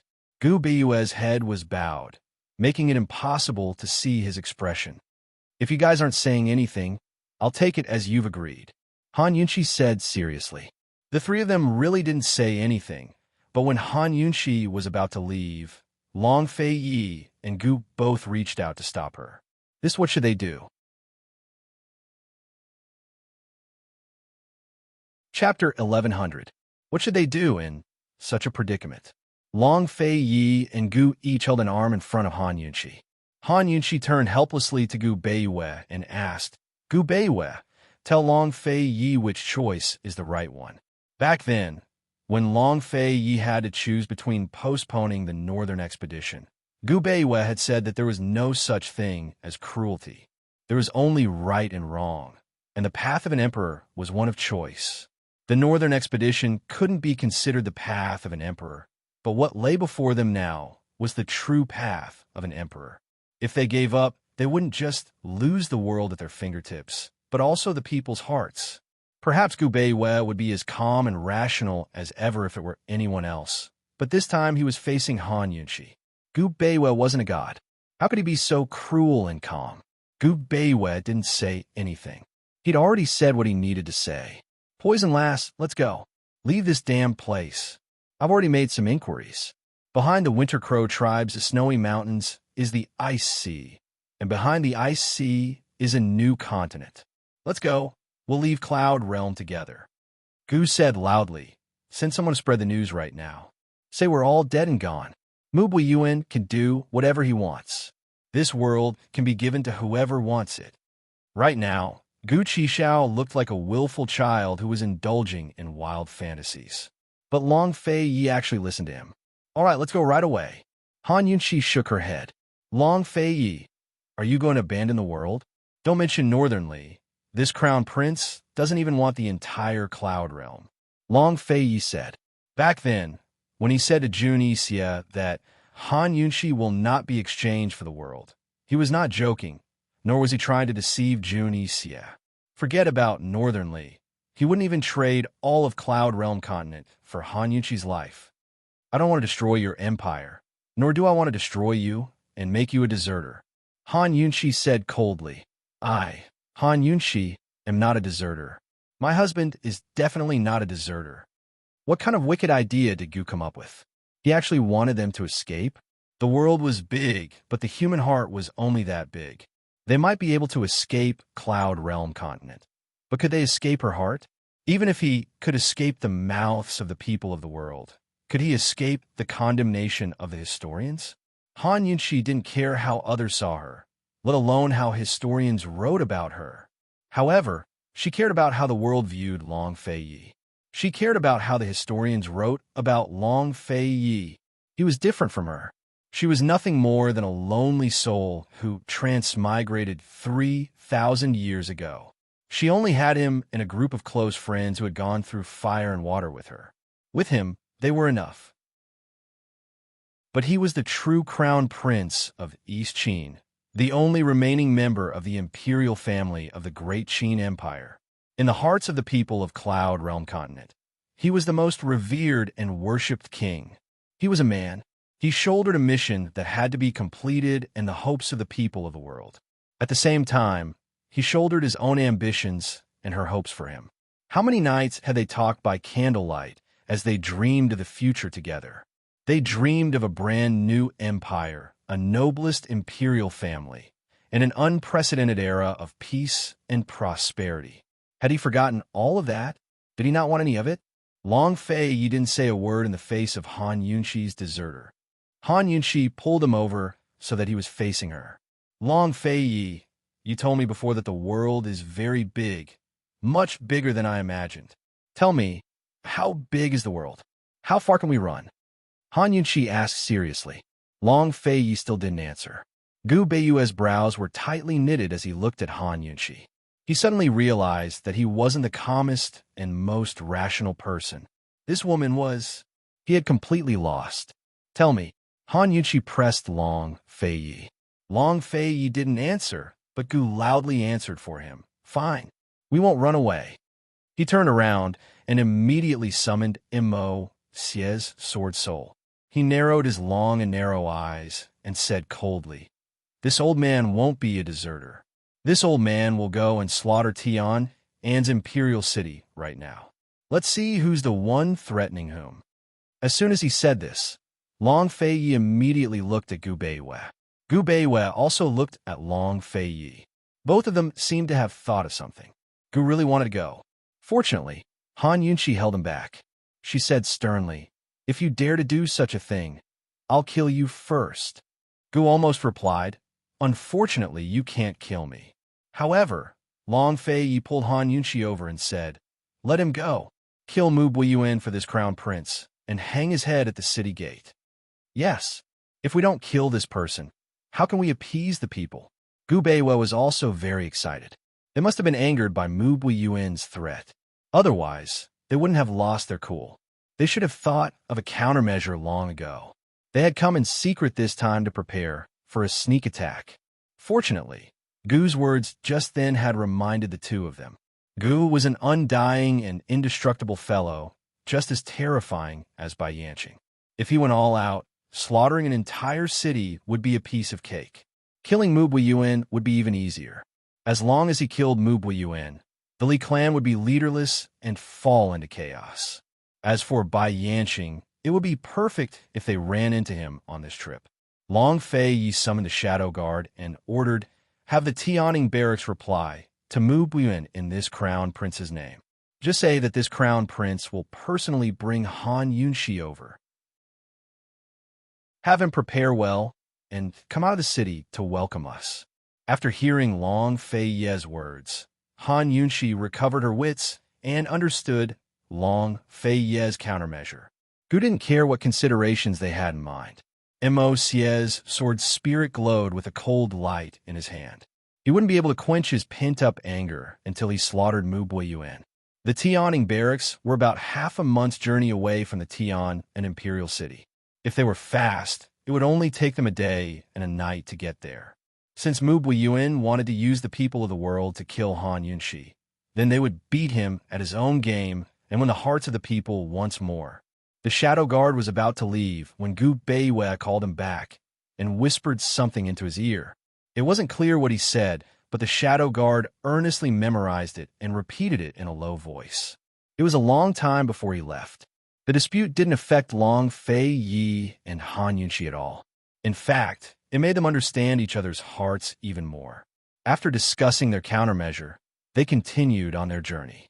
As expected, they secretly arrived at the outskirts of the Tian, an imperial city, by the evening of the next day. At the same time, the Tianing barracks were sending a letter to Mu Buiyuan, as well as a letter in Long Fei Ye's name. The letter first expressed Long Fei Ye's deep love for Han Yunshi, as well as his desire to join hands with the Princess of Western Qin to create a new era of peace for the Great Qin Empire and benefit the people of Cloud Realm. Then it elaborated on the Long Fei Yi and Han Yunshi's various considerations and choices in the face of the threat from the Li clan's Mu family. Finally, it promised not only to the common people, but also to the soldiers participating in the war that Han Yunshi was willing to personally visit the Tian and Imperial City and exchange her life for Cloud Realm's peace. Gu Beiwei had sent the Shadow Guard to deliver this letter. Although it was hypocritical and deliberately stirring up emotions, it was still the truth. If not for the fact that he cared for the common people, how could Long Fei Yi and Han Yunshi ever be threatened and restrained? In terms of repaying debts of gratitude and enmity, Long Fei Yi didn't lose to Gu in any way. Once the letter was announced, it spread to every corner of Cloud Realm continent within a few days.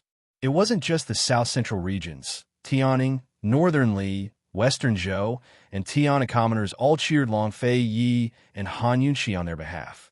At the same time, they denounced the Li clan's Mu family. Many commoners even formed militias to join the army. Within a few days, all of Cloud Realm continent was in an uproar. The Li clan's Mu family became the target of public criticism. Everywhere was filled with complaints against the Li clan's Mu family. The common people all said that as long as Mu Buiyuan dared to harm a hair on Han Yunshi's head, the world wouldn't let the Mu family off so easily. Long Fei Ye's group of four hid near the Tian and imperial capital to observe the situation and wait for an opportunity to strike. They never expected things to turn out like this. They only wanted to beat the Li clan at their own game, but never expected the Li clan's Mu family to incur the wrath of the masses. Their scouts brought back news that the commoners in the cities near the Tian and imperial capital were already rioting. The commoners in other places were rioting as well. They stopped trying to stop the militias from joining the war, but rushed to the rebel camps on their own accord. What did it mean when people said that the world was in chaos? This was true chaos. Long Fei Ye's group wasn't in a rush to launch a sneak attack, but could simply sit back and watch the situation unfold. The Tian and imperial capital was sealed off from news. Otherwise, the commoners would have risen up in revolt long ago. Today, a piece of excellent news arrived from Jiangnan. A rebel army couldn't withstand the pressure and surrendered. Not only did they surrender, but they also scolded the Li clan's Mu family for being unrighteous and unworthy of leading the army. As soon as the news came out, several rebel armies immediately surrendered. Han Yunshi and the others didn't even have to show their faces. They could win without a fight. Faced with this kind of pressure, Mu Buiyuan didn't dare to kill the commoners in the Tian and imperial capital. He had already been sleepless for several days. He didn't shut himself in the study of General Mu's residence and let the Li clan's elders knock on the door, persuade, and even threaten him. Yes, General Mu had put Long Tianma under house arrest and threatened Han Yunshi with massacring the entire city. This had already made the elders very unhappy. The Li clan had become the target of condemnation and public enemy number one. The Li clan's elders, who lived in seclusion and didn't care about the secular world, could no longer sit still. The Li clan was good at war, but they were the ones who hated war the most. they hated war the most. Only those who had been on the battlefield and seen rivers of blood and corpses would know what war was. Only then would they hate and fear war. The Li clan was like this. The Li clan's art of war wasn't talent. It was the accumulated experience of generations of Li clan descendants charging and breaking through enemy lines on the battlefield, licking their blades and drinking blood, risking their lives. The Li clan's art of war wasn't just a military book. It was a history of the Li clan's blood, sweat, and tears. The Li clan hated war, so they were neutral. That was why when the Qin Empire's civil war was fought, both Eastern and Western Qin suffered great losses. The Li clan had 100,000 soldiers, but they didn't side with either side. They didn't betray either side and declare themselves king. Instead, they chose to disband the army, live in seclusion, and disappear. Why did General Mu do this? Chapter 1101. War was the Li clan's greatest taboo. Why was General Mu doing this? If not for the fact that the elders outside feared General Mu's status as clan head and direct descendant of the Li clan, they would have crippled Mu Yuanbo long ago. Of course, General Mu knew the elders wouldn't dare to charge in. Without his life, they wouldn't be able to stop his orders, either. How could he be fond of war and merit?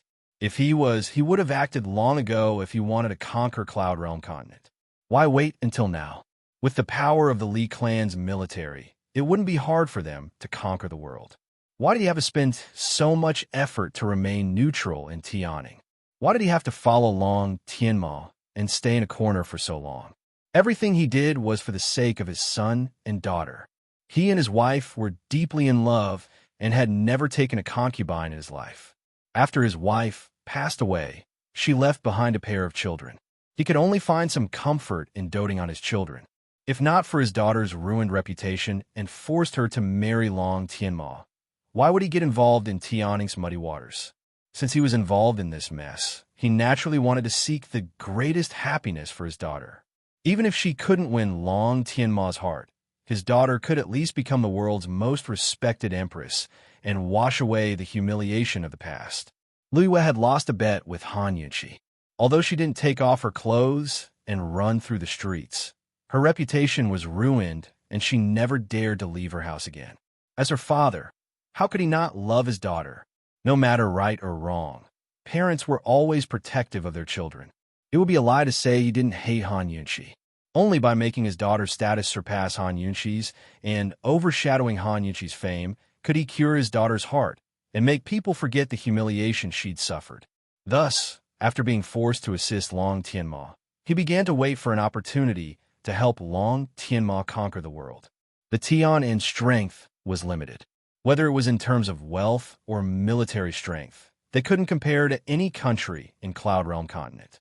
All he could do was wait for a chance. Facing Long Fei Yi and Han Yunqi, he only had one chance, and that was the infighting between Long Fei Yi and Han Yunqi.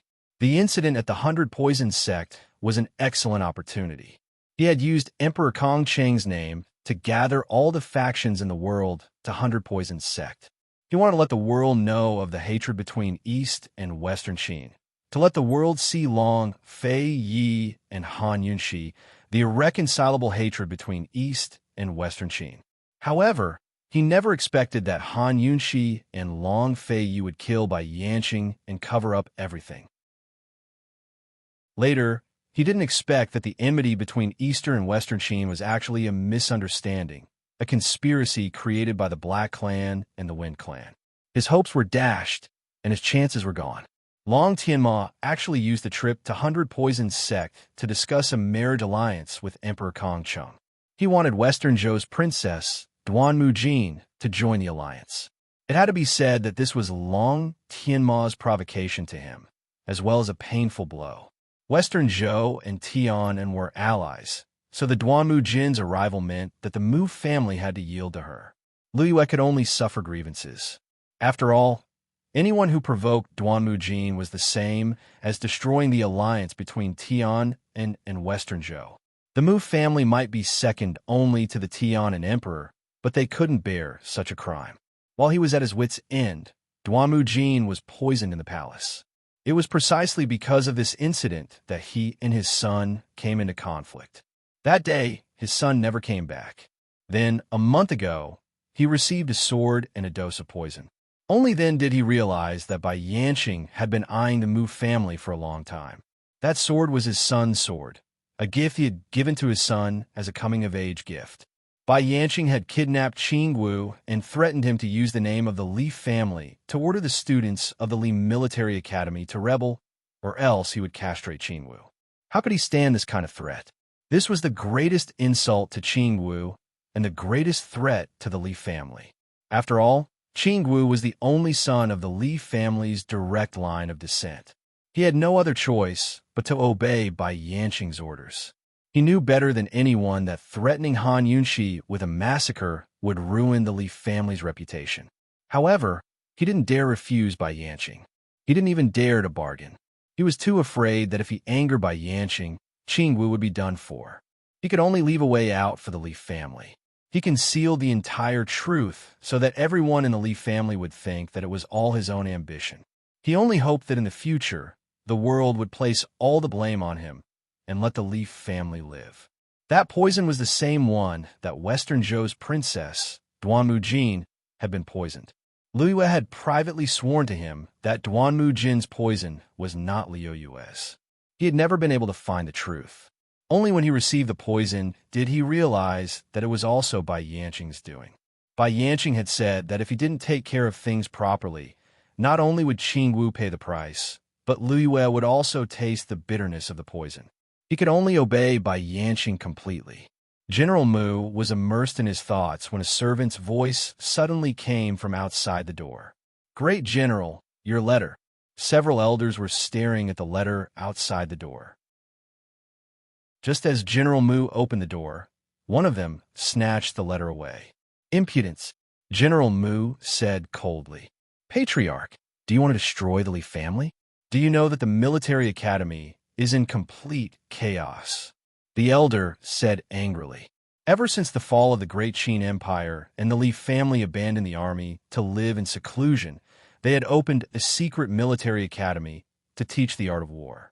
It was precisely because the Li family had never demanded anything from their students that they were deeply loved and respected by their students that the military academy could be kept secret to this day. But now that a massacre had occurred, the academy naturally couldn't be protected. General Mu had predicted all these consequences when he made his decision. However, he had long since made up his mind to protect Qingwu and Liu Yue to the end, to protect the bloodline of the Li family to the end. "What? Even you want to rebel?" General Mu's words were harsh. These elders were all senior members of the Li family, who would feel uncomfortable hearing this. That elder threw the letter to General Mu. He was so angry that he couldn't say anything. He flicked his sleeves and left. The other elders also all dispersed. Perhaps if this continued, they really would rebel. General Mu already didn't have time to consider whether or not the elders would rebel. Faced with the current situation, he only wanted to know what else Bai Yanqing wanted to do. Who knew that Bai Yanqing only gave him an order in the letter, telling him to find people to go to the south of the city and throw 500 corpses out of the city. The 100 people from before had been killed by Yanqing. He didn't think that he would kill another 500 people. He didn't hesitate to make the entire world his enemy to guard the imperial city alone and wait for Han Yunxi to come. General Mu clenched his fist and slammed it into the wall. He then punched a few more times until his fist was a bloody mess. He hadn't done any evil deeds in his life, but who knew he'd have to suffer like this at his age? Although such a cruel massacre wasn't his doing, it was still because of him. With his reputation, his heart. How could he bear to do this? General Mu did as he was told and threw the 500 corpses out of the city gates. Once again, news spread throughout Cloud Realm continent. Bai Yanqing had been planning this for a long time. Han Yunxi and the rest couldn't wait any longer. Even if they hadn't heard any news about Bai Yanqing over the past few days, they had to take action. Long Fei Yi and General Mu agreed to meet at noon 2 days later. Tonight, the four of them would secretly sneak into the Tian and Imperial City and head straight for General Mu's estate. As soon as they entered, they discovered that General Mu's estate was completely empty. "It's a trap. Retreat," Long Fei said decisively. But before they could leave, they heard a woman's shriek from the rear courtyard. Long Fei Yi and the other two men hesitated, but Han Yunqi recognized the voice as Ning Jing's. "It's Ning Jing." Without a second thought, she leapt onto the roof and ran towards the rear courtyard. "Han Yunqi, poison lass!" Long Fei Yi and Gu chased after her, but none of them were as fast as Gu Beiwei. Han Yunqi reached the rear courtyard and followed the sound to a thatched cottage. As soon as she reached the door, Gu Beiwei caught up to her and grabbed her hand. "Princess, it must be Bai Yanqing. It's a trap." Han Yunqi knew that the real culprit was Bai Yanqing, but when she heard Ning Jing's shriek, she really couldn't hold it in. "Ning Jing, are you inside?" Han Yunqi probed. There was no reply. At this moment, Long Fei Yi and Gu also arrived. Long Fei Yi glared fiercely at Han Yunqi. Han Yunqi knew she was in the wrong, but she didn't have time to admit it. Her thoughts were on the thatched cottage. She could have heard wrongly. That voice must be Ning Jing. But why did Ning Jing answer her? Who else was in the thatched cottage? Did Ning Jing not want them to take the risk? Or was she being controlled by someone and unable to speak? "It must be Ning Jing," Han Yunqi whispered. In other words, if Ning Jing was inside, then no matter what, they had to save her. They couldn't let this opportunity go to waste. Long Fei Yi and the rest agreed on this point. Long Fei Yi pulled Han Yunqi away from the thatched cottage. At the same time, Gu Beiwei and Gu also walked over. The four of them stood back to back. Not only did they have to pay attention to the thatched cottage, but they also had to be vigilant of their surroundings. Bai Yanqing was impossible to guard against. Everyone was observing their surroundings. Gu Beiwei opened his mouth and said calmly, "Senior Bai, the princess is your daughter. If there's any misunderstanding between the two of you, why don't you clarify it in person?" Of course, Gu Beiwei knew that Han Yunqi wouldn't acknowledge him as her father. However, this was a way for them to lure Bai Yanqing out. When Gu Beiwei said this, Han Yunqi understood. She said loudly, "Bai Yanqing, what did you do to my mother back then? Why will my mother hate you so much? She would rather give herself to the Han family and follow Han Kongan than you. Tell me, what did you do to my mother?" "Let me tell you, Han Yunqi, would rather follow Han Kongan's surname and never acknowledge you as my father. You don't deserve it. My mother must have been blind to fall in love with you." As Han Yunqi spoke, she paid attention to her surroundings. Seeing that there was no movement, a chill flashed across her eyes. She said again, "Bai Yanqing, let me tell you, you'd better hide well. Otherwise, when I find you, I'll castrate you first to avenge my mother. Then I'll kill you to avenge myself." Castrate. As soon as she said this, Long Fei Yi and the other two men felt a chill down their spines. Gu leaned towards Long Fei Yi and asked in a low voice. In the previous update, General Mu's name was typed wrongly, and it was Mu Yuanbua.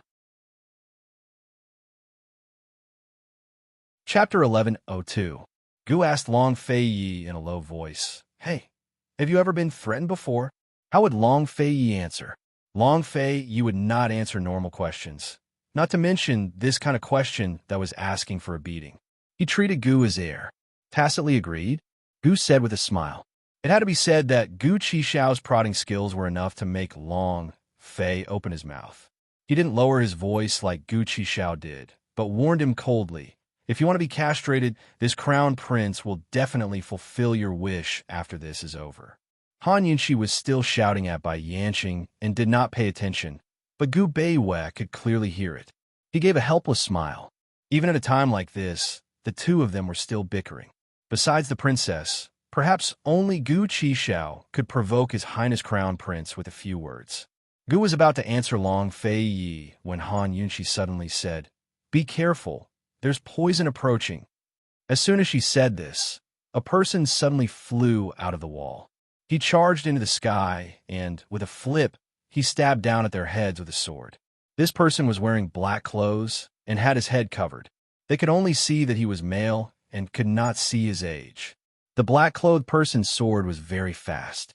It was the Heavenly Mountain sword technique, and his sword technique was very good. However, the black-clothed person did not reply. Han Yunxi and Long Fei Yi immediately spread out and pulled out their swords. Gu and Gu Beiwei also spread out and pulled out their weapons. Based on this high-level Heavenly Mountain sword technique, this black-clothed person was most likely Bai Yanqing.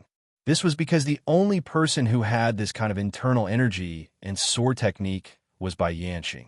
Even if Duanmu Yao recovered her martial arts and disguised herself as a man, she would not be able to fight at this level.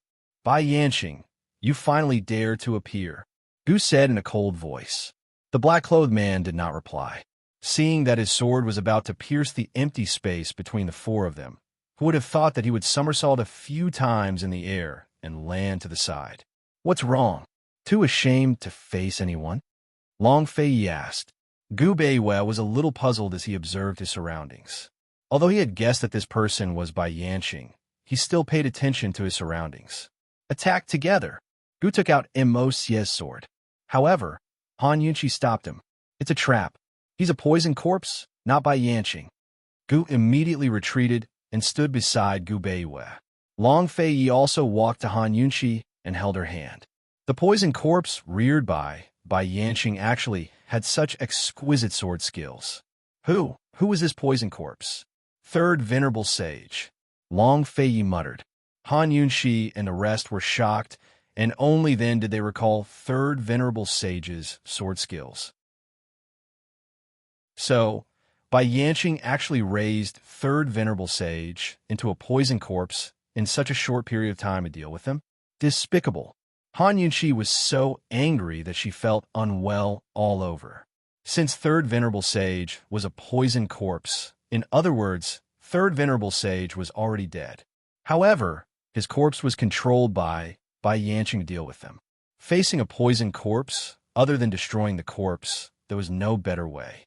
Third Venerable Sage had helped them so much and was even kidnapped because of them. But now, they couldn't even protect his corpse. How could they bear to do this? Even Han Yunqi couldn't bear to do this. What more Long Fei Yi, who had been taught by Venerable Sage since young?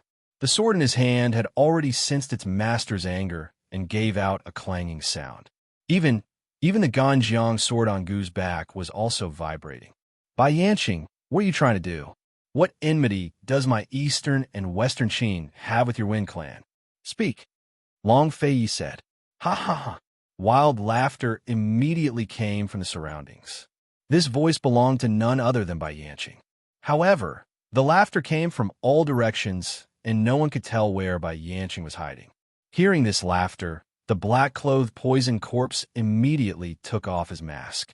Han Yunqi and the rest didn't guess incorrectly. This black-clothed poison corpse was Third Venerable Sage. Bai Yanqing, why are you still not coming out? Could it be that you were already castrated? Ha! Don't tell me Mu Xian castrated you? Gu loudly asked. Helpless, Bai Yanqing didn't care about their provocation. The wild laughter was still coming from all directions. Even if they really wanted to listen, they still couldn't hear anything. Han Yunqi had already closed her eyes at some point. She wasn't listening to the sound. She was trying hard to sense Lil Thing's existence. As long as it was within a certain range, she would definitely be able to sense Lil Thing's location. Third Venerable Sage's eyes were unfocused. He suddenly attacked them like a walking corpse. Gu and Gu Beiwei immediately pushed him away. After all, this was Tianshan Kinzo's Third Venerable Sage. Even if they wanted to kill him, they had to wait for Long Fei Yi to give the order. Long Fei Yi's eyes flashed with a trace of reluctance, but he didn't hesitate and said coldly, Gu, I'll leave him to you. Presumably, Third Venerable Sage didn't want to kill them like this. Gu immediately acted. Soon, thorny vines shot out from under Third Venerable Sage's feet and bound his feet. After all, how could a Kinzo Venerable Sage be trapped so easily? He cut through the vines and soared into the air. The vines followed suit and surrounded him from all sides. But Third Venerable Sage's sword was very fast. He cut through the vines as he flew past Gu's group to attack Long Fei Yi. Long Fei Yi didn't move his sword. Instead, he muttered, Yunxi used poison. poison corpses weren't invulnerable to poisons, but they were immune to most of them. It was very easy for Han Yunxi to destroy them with her poisons. But Han Yunxi was lost in her own world. She didn't hear Long Fei Ye's words. Gu summoned Immerse's sword spirit to block third Venerable Sage's sword.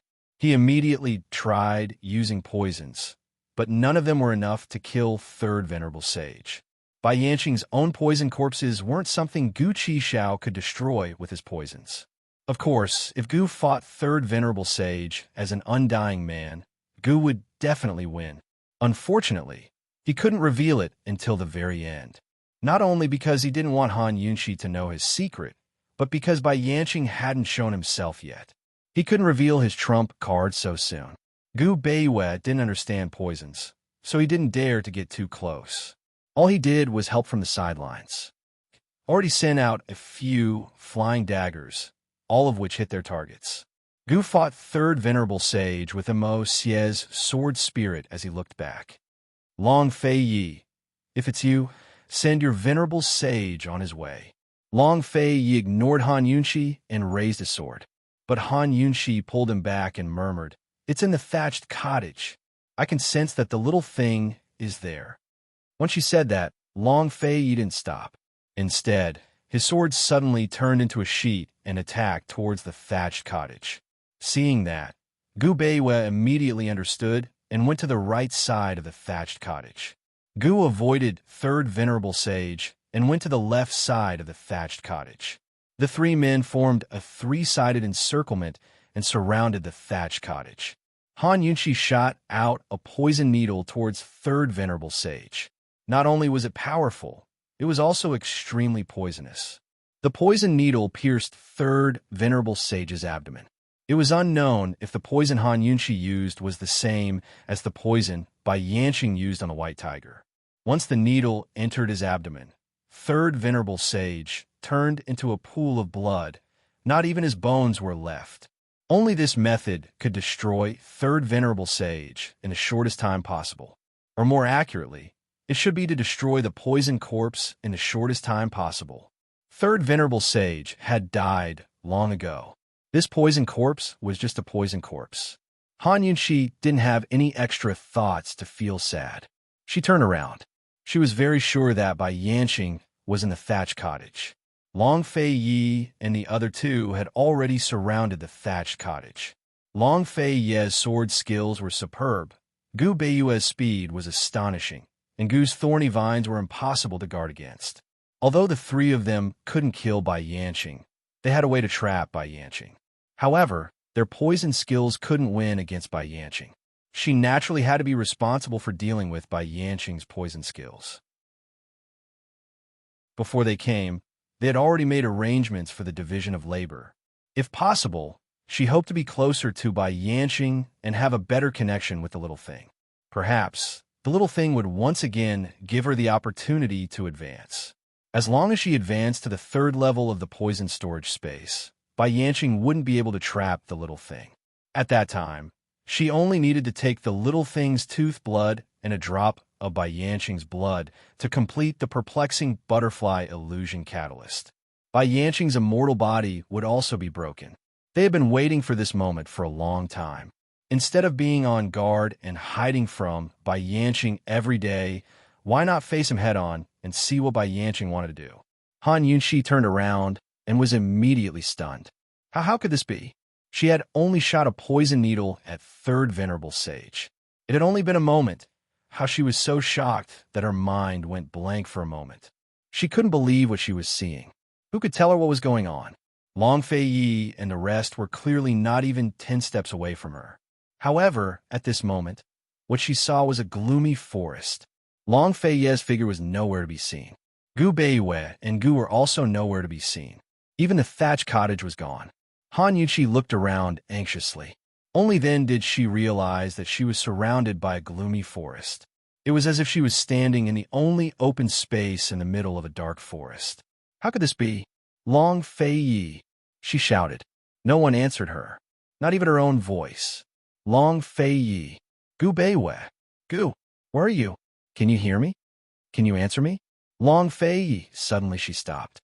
She didn't call for Long Fei Yi and the rest. Instead, she shouted angrily, "Bai Yanqing, come out. What are you trying to do? Come out." She must have fallen into the Chiman array. Otherwise, such a strange thing would not have happened. They had taken so many precautions. How could they forget about this? Bai Yanqing was the leader of the Wind Clan. His Chiman art was exquisite.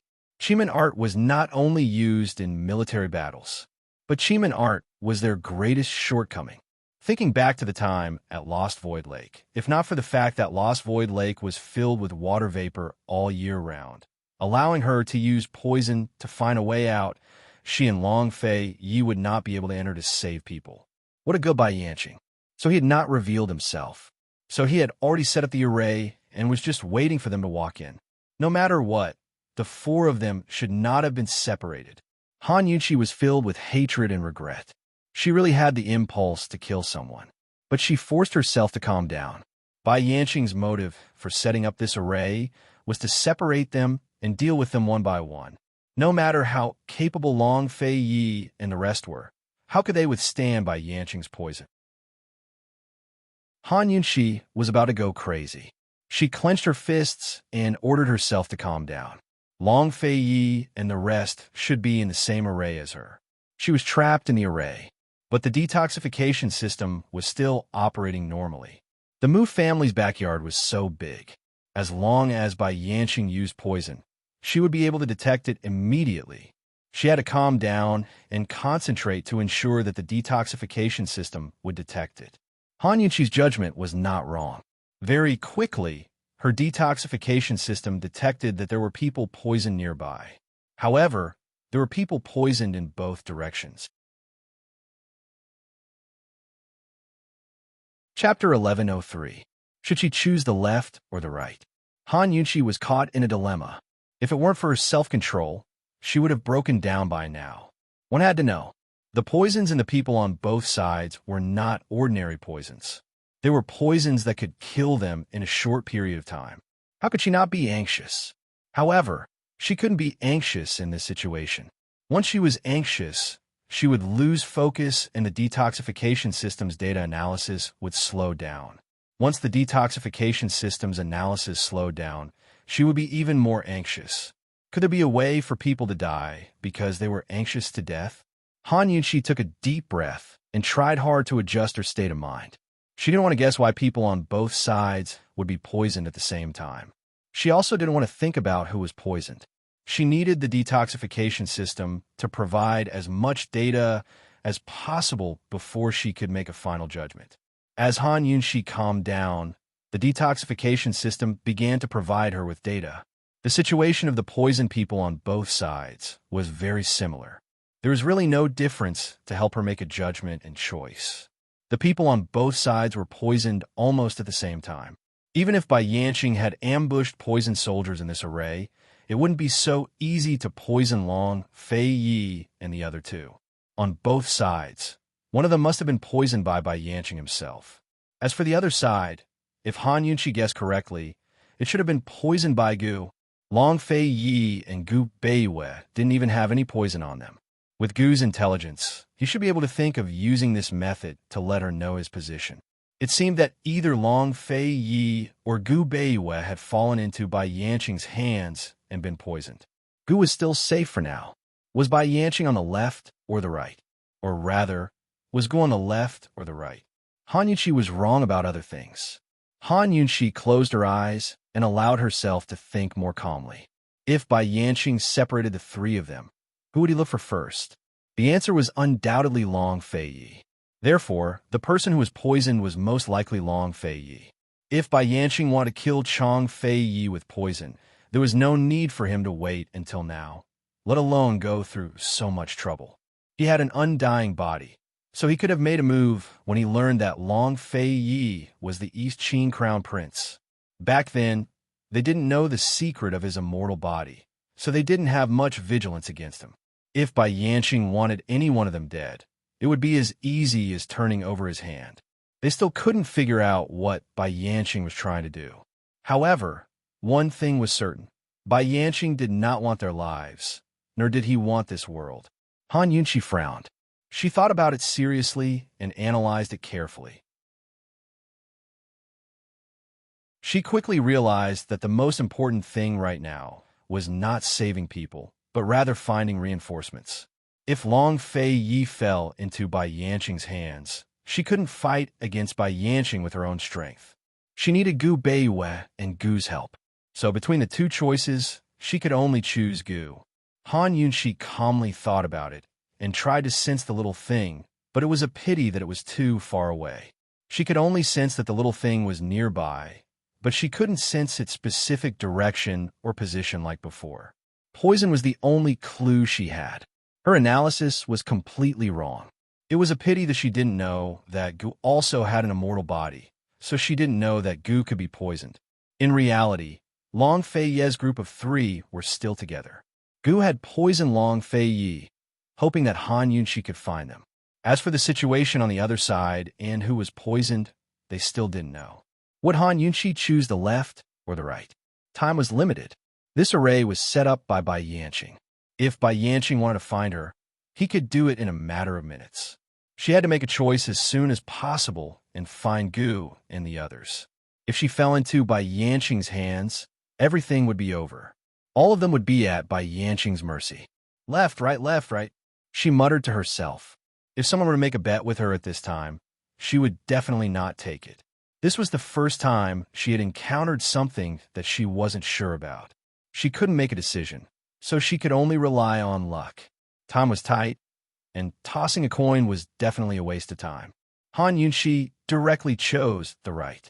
She used her qin gong to move, and her figure quickly disappeared into the dark forest. She didn't know why, but although she was running very fast, everything around her didn't seem to change. It was as if she had always been in the same place. If the detoxification system didn't remind her that the poisoned person was approaching, she would definitely have an illusion.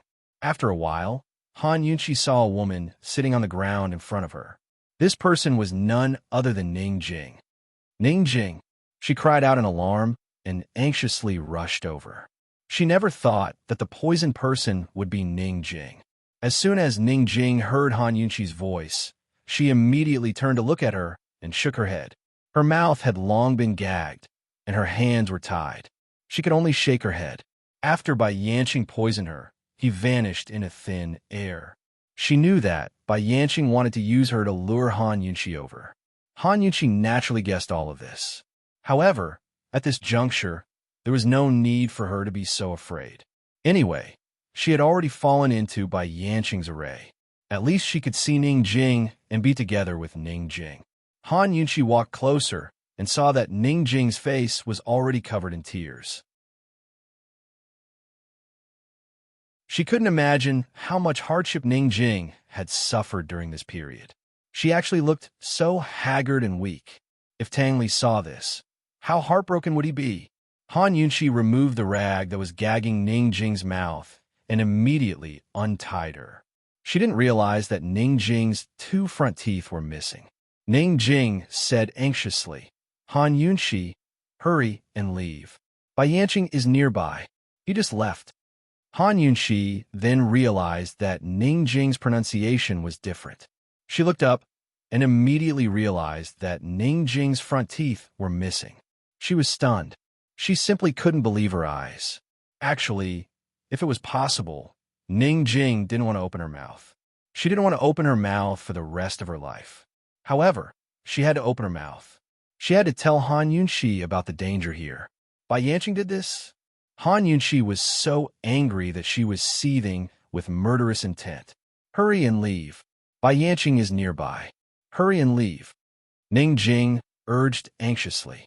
Little Yu is still in his hands, right? Han Yunqi's voice was so cold that there wasn't a trace of warmth in it. Not only little Yu, but also the Mu family's young general. Young general suffered a lot on our behalf. Han Yunqi, hurry and leave. Bai Yanqing is a lunatic. Ning Jing had been in the array all along, but she didn't know that Han Yunqi and the rest had also entered the array. She screamed just now because she was frightened by Bai Yanqing. We're all in the array he set up. We can't get out. After Han Yunqi gave Ning Jing the antidote, She helped Ning Jing stand up and said coldly, "If he wants to get out, he can only die." Only then did Ning Jing know the truth. It had to be said that she was a little desperate. "Ning Jing, Tang Li has already brought your daughter back to the Tang sect. If you want to see your daughter, you have to hold on," Han Yunqi said softly. Ning Jing was too weak. Actually, she didn't know how long Ning Jing could hold on.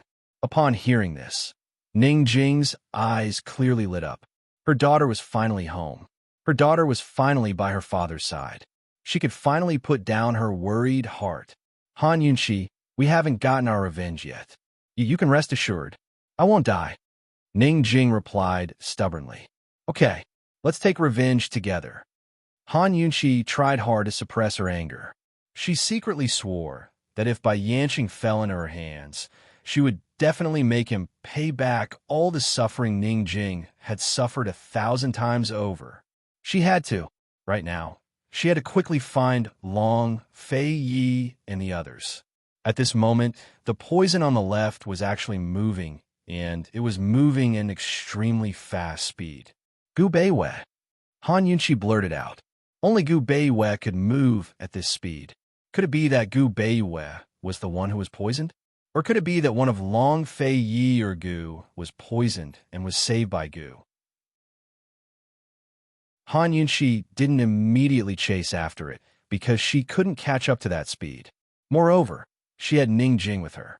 She could only wait and see. Very soon, Han Yunqi discovered that the poison was only moving back and forth. It hadn't gone very far. This seemed like Gu Beiwei and the others were giving her a secret signal.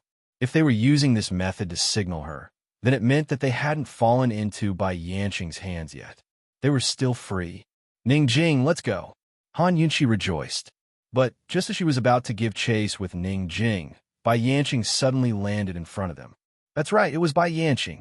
Han Yunqi would never forget his hypocritical face. "Yunqi, where did you learn your poison appraisal skills from?" Bai Yanqing's tone was gentle, like a benevolent old man. He had been watching Han Yunqi from a distance the entire time and knew her every move. He also knew that Gu had poisoned Long Fei Yi. He could see clearly that this girl had an extremely high ability to identify poisons. She had identified both Ning Jing and Long Fei Yi's poisons at the same time, then accurately pinpointed Ning Jing's location. He had already discovered this girl's skills in their previous duels, but today's test confirmed his suspicions. He knew everything about this girl and Long Fei Yi, including the secret of their dual cultivation. The only thing he couldn't figure out was how she'd learned her poison skills. She'd grown up in the Han clan, but no one had taught her, and Mu Xian didn't know poisons at all. As Bai Yanqing drew closer, Lil Thing seemed to sense its master's presence in the poison storage space and grew agitated. Han Yunqi could feel it as well. She could even sense that Lil Thing was frantically searching for a way to escape.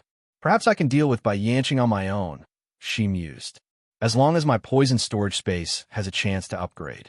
"Why should I tell you?" Han Yunqi retorted. Bai Yanqing was alone. Perhaps Long Fei Yi hadn't fallen into his hands either. "I can give you time to consider whether you want to tell me or not," Bai Yanqing said as he walked closer. "Run," Ning Jing whispered. "We can't run. Let's see what he wants," Han Yunqi whispered. She had to face it sooner or later.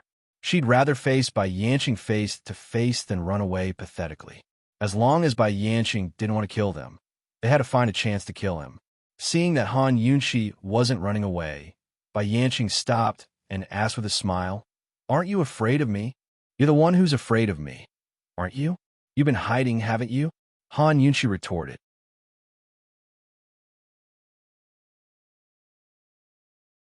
Chapter 1104. Han Yunqi's words made Bai Yanqing laugh out loud. "Is old man afraid of you?" Bai Yanqing laughed as he walked closer. Han Yunqi protected Ning Jing and retreated. She probed, "Where's Long Fei Yi?" "Girl, how much do you like Long Fei Yi?" Bai Yanqing stopped and asked seriously. "It's none of your business. Where's he? What do you want?" Facing Bai Yanqing, Han Yunqi really wanted to calmly probe some things, but she couldn't do it. "Of course he's fine. No matter what, he's still my son-in-law. How could I hurt him?" "Don't worry, I won't hurt a single hair on his head. Bai Yanqing looked kind. A complicated look flashed past Han Yunqi's eyes, and she didn't say anything.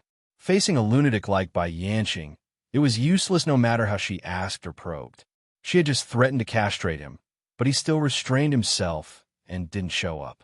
Whatever she said was useless. The only way was to not say anything and wait for him to speak. Seeing that Han Yunqi didn't respond, Bai Yanqing was curious. "What's wrong? Are you unhappy?" Han Yunqi ignored him and protected Ningjing.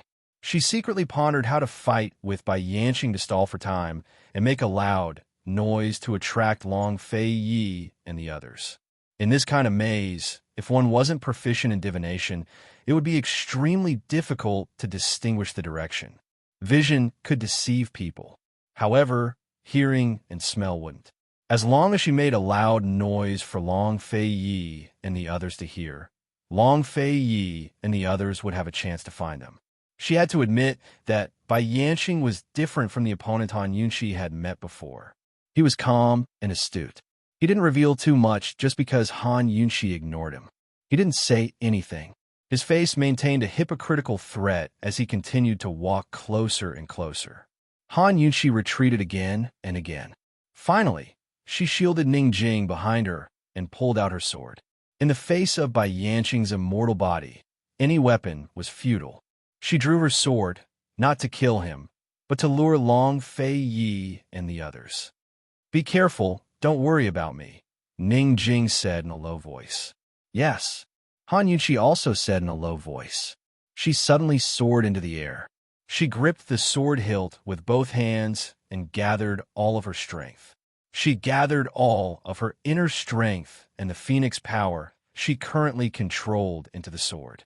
This sword was borrowed from the Shadow Guard. It wasn't a precious sword, but it couldn't withstand her internal energy. Fortunately, the sword didn't break. Instead, it exploded with a powerful sword aura. Gu Beiwei and Gu might not be able to sense it, but Long Fei Yi had been practicing the sword since he was a child. If he was nearby, he'd definitely be able to sense it. Han Yunqi looked like she was about to cut down, but she didn't. Bai Yanqing watched with amusement as he chuckled. "Yunqi, if you lure your husband here, I'll be unhappy and kill him. Don't regret it." As soon as he spoke, Han Yunqi slashed down with her sword. "You won't. Bai Yanqing, don't think I don't know what you're trying to do. You just want to stop us from dual cultivating. You want me to cross swords with him.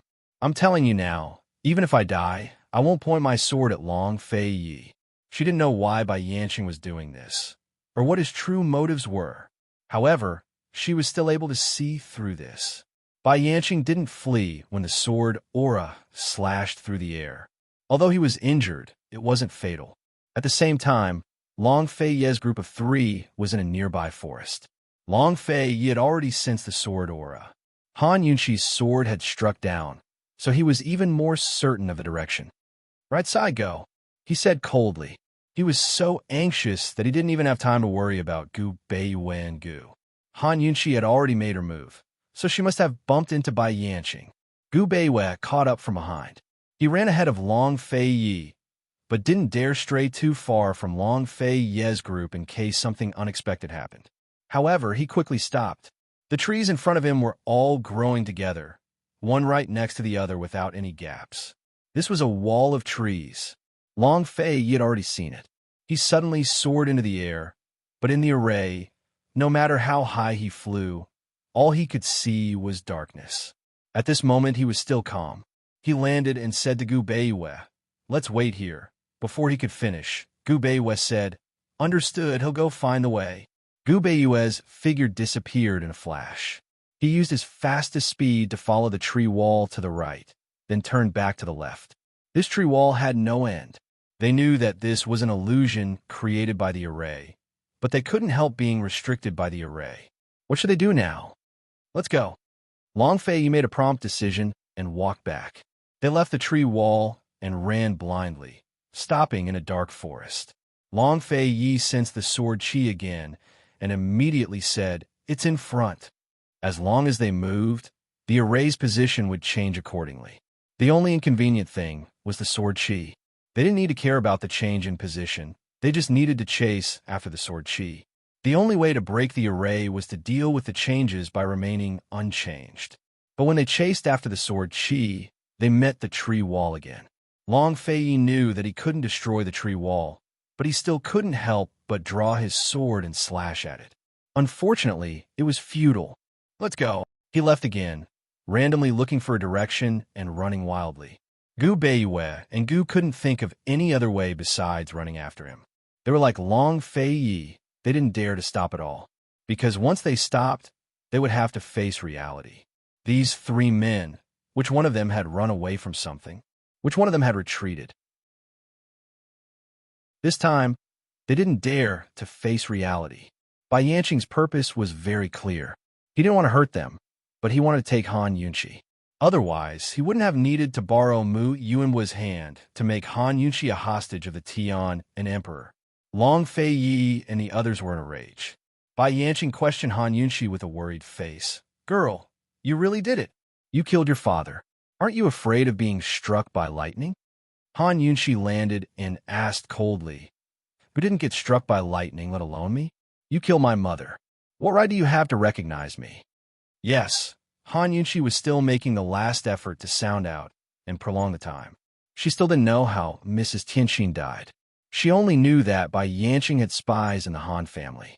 Although Mrs. Hellion married into the Han family several years after Mrs. Tianxin's death, this didn't exclude the possibility that Bai Yanqing knew that Mrs. Tianxin was in the Han family. She also didn't exclude the possibility that Mrs. Tianxin's dystocia had something to do with Bai Yanqing. Bai Yanqing was fine at first, but when he heard Han Yunqi's words, he flew into a rage. I didn't kill Mu Xian. I didn't. He charged at Han Yunqi like a madman, his aura fierce and murderous. Han Yunqi didn't expect that this topic would provoke Bai Yanqing to this extent. Was there any secret in this? She retreated, and Bai Yanqing didn't chase after her. Instead, he attacked Ning Jing. Han Yunqi hastily blocked his way, standing in front of Ning Jing to keep probing. You were the one who killed Mu Xian. It was you, but you're still quibbling. She wasn't just goading Bai Yanqing into telling the truth, but Lil Feng as well. Lil Feng had been ramming around in Bai Yanqing's poison storage space all this time. Although she couldn't communicate with it yet, she could clearly sense its determination to escape and see her.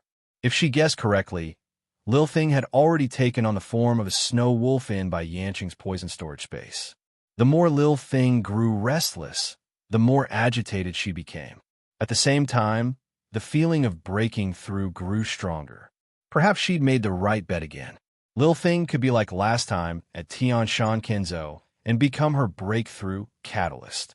Lil Feng, I'm sorry. Mama Yunqi made you worry again. Han Yunqi silently apologized in her heart. Faced with Bai Yanqing, she didn't show any abnormalities. She was still filled with righteous indignation. Bai Yanqing was so enraged by Han Yunqi's provocation that he reached out with murderous intent toward Han Yunqi. Heavens! So Mu Xian was Bai Yanqing's Achilles heel. Han Yunqi was even more curious about what had happened in the past. Just what kind of grudges had existed between Mu Xian and Bai Yanqing in the past. Fortunately, Han Yunqi was quick to dodge.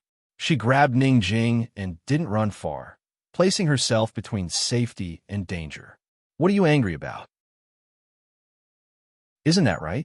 My mother is a princess of Western Qin, while you're a descendant of the Feng clan. What right do you have to marry my mother? What right do you have to be my father? You'll always be a servant of Western Qin's imperial clan. You're not even fit to carry my mother's shoes. And you're deluding yourself that my mother would fancy you. That's the biggest joke in the world. Han Yunqi never held back when she provoked someone. Seeing that Bai Yanqing was about to go crazy, she continued, Bai Yanqing, my mother will never give herself to you. Actually, I'm not your daughter, am I? You're here to claim kinship, but why don't you take a look at yourself first? Do you still want your old face? Shut up. Bai Yanqing couldn't control himself anymore. This was exactly what Han Yunqi wanted. If she didn't put herself in the most dangerous situation, how could she make the little thing explode? If she didn't force Bai Yanqing into a corner, how could she make him explain the truth? Io, Han Yunqi sneered. So you still want your face? Now that I've exposed you, you know shame? Bai Yanqing, suddenly, Bai Yanqing fiercely interrupted Han Yunqi. He said, "If I'm not worthy, your father is even more unworthy." Han Yunqi was stunned when she heard this. Although she had always suspected that Bai Yanqing wasn't her biological father, she was still shocked when she heard Bai Yanqing say this with her own ears. Rather than being shocked, it was more of a pleasant surprise. She burst out laughing. "You're not my father, so you really aren't. How lucky she should be." The huge rock in his heart immediately disappeared, and his heavy heart relaxed in an instant. She couldn't wait to tell this good news to Long Fei Yi and Gu Beiwei. This was Han Yunqi's greatest success in provoking someone, but at the same time, it was also her greatest failure. After Bai Yanqing said this, he immediately sobered up. His entire body suddenly turned cold, and his shrewd eyes stared coldly at Han Yunqi. He finally realized that he had been tricked by this girl, and at the same time, he also noticed the poison beast's irritation in the poison storage space. Han Yunqi knew that things weren't good, and just as she was about to turn and run, Bai Yanqing said, "Han Yunqi, if you take another step forward, old man guarantees that you'll see Su Xiaoyu's corpse." Chapter 1105. Su Xiaoyu. Han Yunqi hadn't heard this name for a long time, and she hadn't seen that child for an even longer time. Back then, even though she knew that Su Xiaoyu was a spy, she still couldn't harden her heart to get rid of her. She still hoped to subdue that girl and keep her by her side. Because of fate, she inexplicably couldn't hate that child Su Xiaoyu. Secondly, she really couldn't harden her heart to push such a young child to a dead end. Now that she thought about it, Han Yunqi would rather chase away Su Xiaoyu, who had lost her memory, than keep her by her side and let her be kidnapped as a hostage and suffer so much. Su Xiaoyu would rather starve to death or die of illness than become a hostage for Jun Yixie to threaten her. This matter had been repeatedly mentioned in Bai Yuqiao's letter. She knew that Bai Yuqiao, as an older sister, was reminding her of little Yu Er's sacrifice and reminding her to keep her promise, rescue little Yu Er, and treat little Yu Er well. When she thought of little Yu Er's obviously young but mature face and the pool of blood behind Tiger's prison, Han Yunqi's heart felt stifled. Little Yu Er could never know that she had an older sister and who her older sister was. However, she definitely couldn't die in Bai Yanqing's hands. Han Yunqi was about to stop when Ning Jing spoke first. "Han Yunqi, even if I die, Su Xiaoyu can't die. My brother made a promise to Bai Yuqiao, and my brother's promise is the D clan's promise. We can't break our promise to a dead person." "I know." Han Yunqi's tone was especially firm. She stopped and turned to look at Bai Yanqing. She asked Bai Yanqing coldly, "You dare?" "Han Yunqi, if your mother had a little bit of your temper back then, she wouldn't have fallen into that situation." Bai Yanqing said coldly.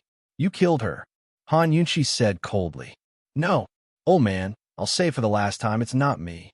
Bai Yanqing said and immediately pulled out his long sword. Han Yunqi knew that she couldn't escape. This battle was unavoidable. She had Ning Jing retreat to the side and pulled out her sword. Seeing this, Bai Yanqing sneered disdainfully. "Girl, your mother knows her place better than you. Do you think you can win?" Bai Yanqing's gaze was scornful to the extreme.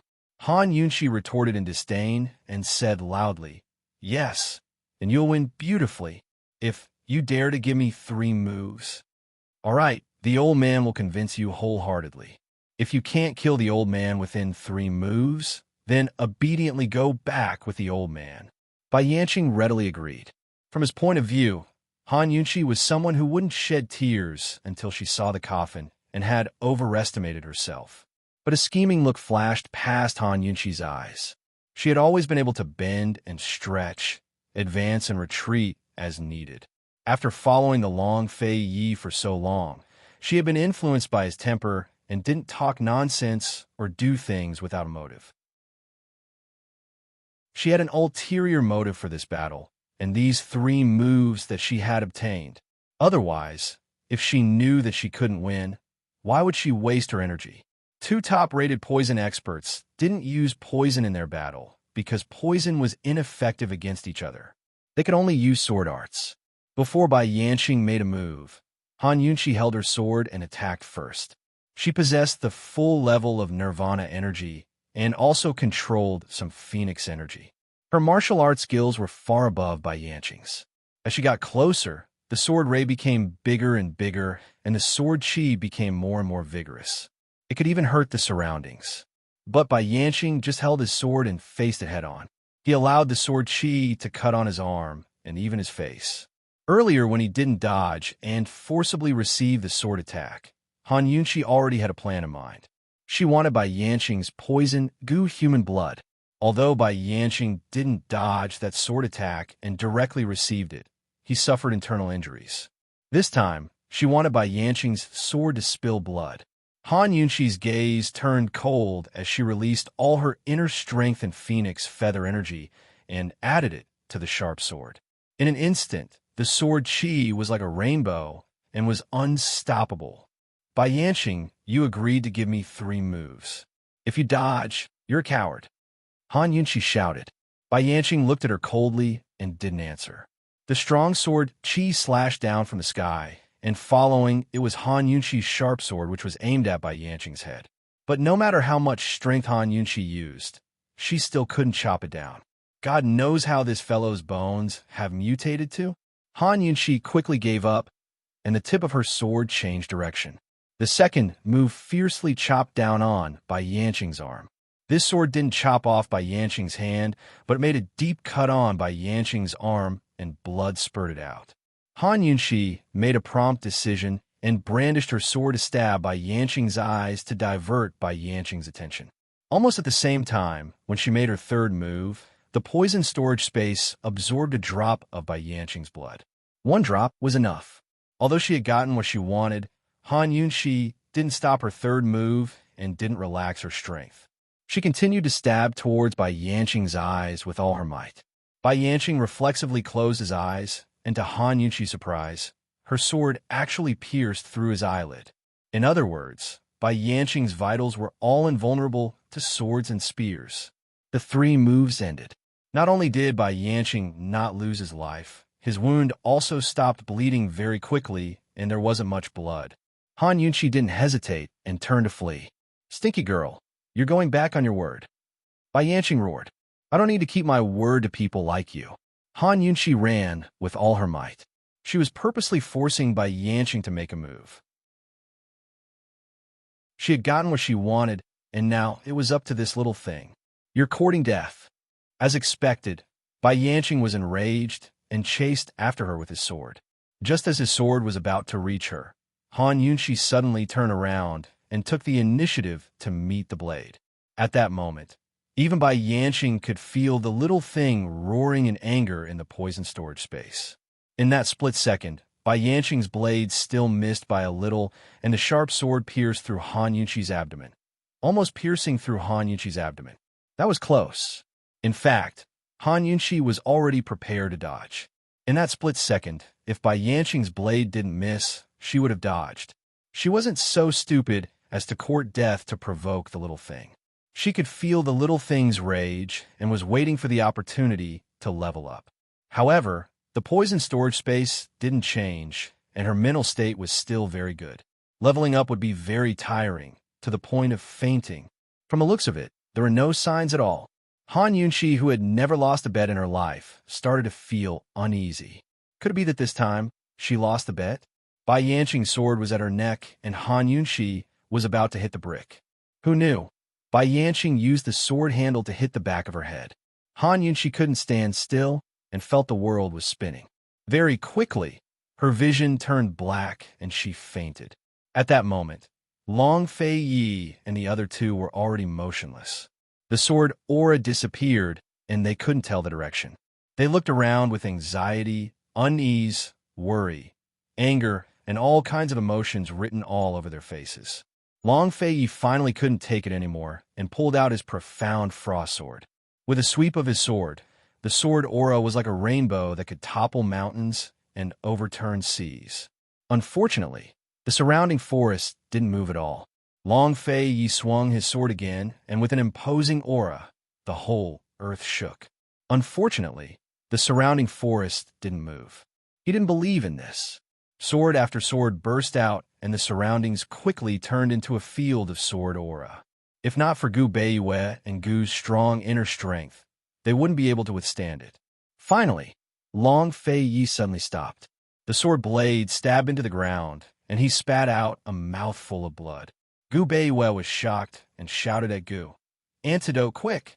Even he was panicking and forgot that Long Fei Yi was still poisoned. In order to let Han Yunqi detect the poison, Gu poisoned Long Fei Yi. If he didn't detoxify now, he would lose his life. Gu's mind was filled with Han Yunqi's safety. Only now did he remember this matter, and quickly took out the antidote. Long Fei Yi was even more panicked than the two of them, forgetting that he was poisoned. He took the antidote and knelt down on one knee. His hands were on his sword, and after a while, he muttered, "I lost her." "It wasn't you, it was us." Gu fell to the ground, feeling like he had no strength left. This was the first time in his life that he had been trapped like this. Other than sitting here and waiting for death, he couldn't do anything. How could Gu Beiwei not feel despair? He had already walked through every path he could, walking in every direction. If he wasn't blocked by the forest, he would find that he had been walking in circles the entire time. He had also lost the princess. Long Fei Yi suddenly stood up and roared out, "Bai Yanqing, come out. If you want the perplexing butterfly illusion, this prince will give it to you. Come out. The perplexing butterfly illusion is in this prince's hands. Come out. If there's anything, come at this prince alone. Why are you making things difficult for a woman? Bai Yanqing, come out if you're a man. Come out." No matter how Long Fei Yi scolded or provoked, there was no response. Long Fei Yi and the others didn't know that Bai Yanqing had already lost all his patience with Su Xiaoyu. He didn't even want the perplexing butterfly illusion anymore. Right now, he only had one goal. Suddenly, the surrounding forest disappeared and returned to its original appearance. The surroundings were still empty. There was still a thatched cottage to the side, and they were still in the Mu residence's backyard. The array had been broken. But where was Han Yunqi? Han Yunqi? Long Fei Yi chased out of the backyard and searched the entire Mu residence. Gu Beiwei and Gu didn't say anything and immediately split up to search. This array must have been broken by Yanqing himself. He must have left without saving her. Long Fei Yi and Gu were on the verge of going crazy. Fortunately, Gu Beiwei still retained a trace of calmness. He immediately ordered all the Shadow Guard to split up and seal the city gates. He also dispatched people hiding outside the city to search in two groups. One group would enter the city to help recruit people, and the other group would search in different directions outside the city. He himself followed Long Fei Yi, afraid that something else would happen. Sure enough, when he caught up, Long Fei Yi was already seething with anger. He killed all the Mu family guards on the west gate, leaving only one person alive. He grabbed that person's neck and pressed him against the city gate. His face was terrifyingly cold. He angrily questioned, "Where is Mu Yuanbua?" Gu Beiwei heaved a sigh of relief. He knew that Long Fei Yi still maintained his last bit of rationality. Otherwise, he wouldn't have thought of the Mu family so quickly. He could escape Bai Yanqing, but he couldn't escape the Li clan's Mu family. Gu Beiwei prayed that the Li clan's Mu family would know what Bai Yanqing wanted to do and know Bai Yanqing's whereabouts. Otherwise, he had no idea what a senseless Long Fei would do next. Chapter 1106. Long Fei Yi still had a bit of reason left in him, but the Mu family soldiers didn't give him any hope. This one doesn't know. This one doesn't know anything. Your Highness Duke of Qin, spare my life. Spare my life. The guard was so nervous that he couldn't even utter the words, Your Highness Duke of Qin. In this imperial city, Long Fei Yi had been bestowed the title of Duke of Qin at a young age and had been the Duke of Qin for many years. In this city, every faction feared and respected him. In this city, there were countless glorious memories that only he knew of. Perhaps there were still many people who yearned for the past, the peace of the Three Kingdoms and the peace of the Dragon Realm. You won't speak. Long Fei Yi arched an eyebrow. This one really doesn't know anything. Great General is bent on doing things his own way. Even the clan's elders can't persuade him. This one, before he could finish, Long Fei tightened his grip and killed him.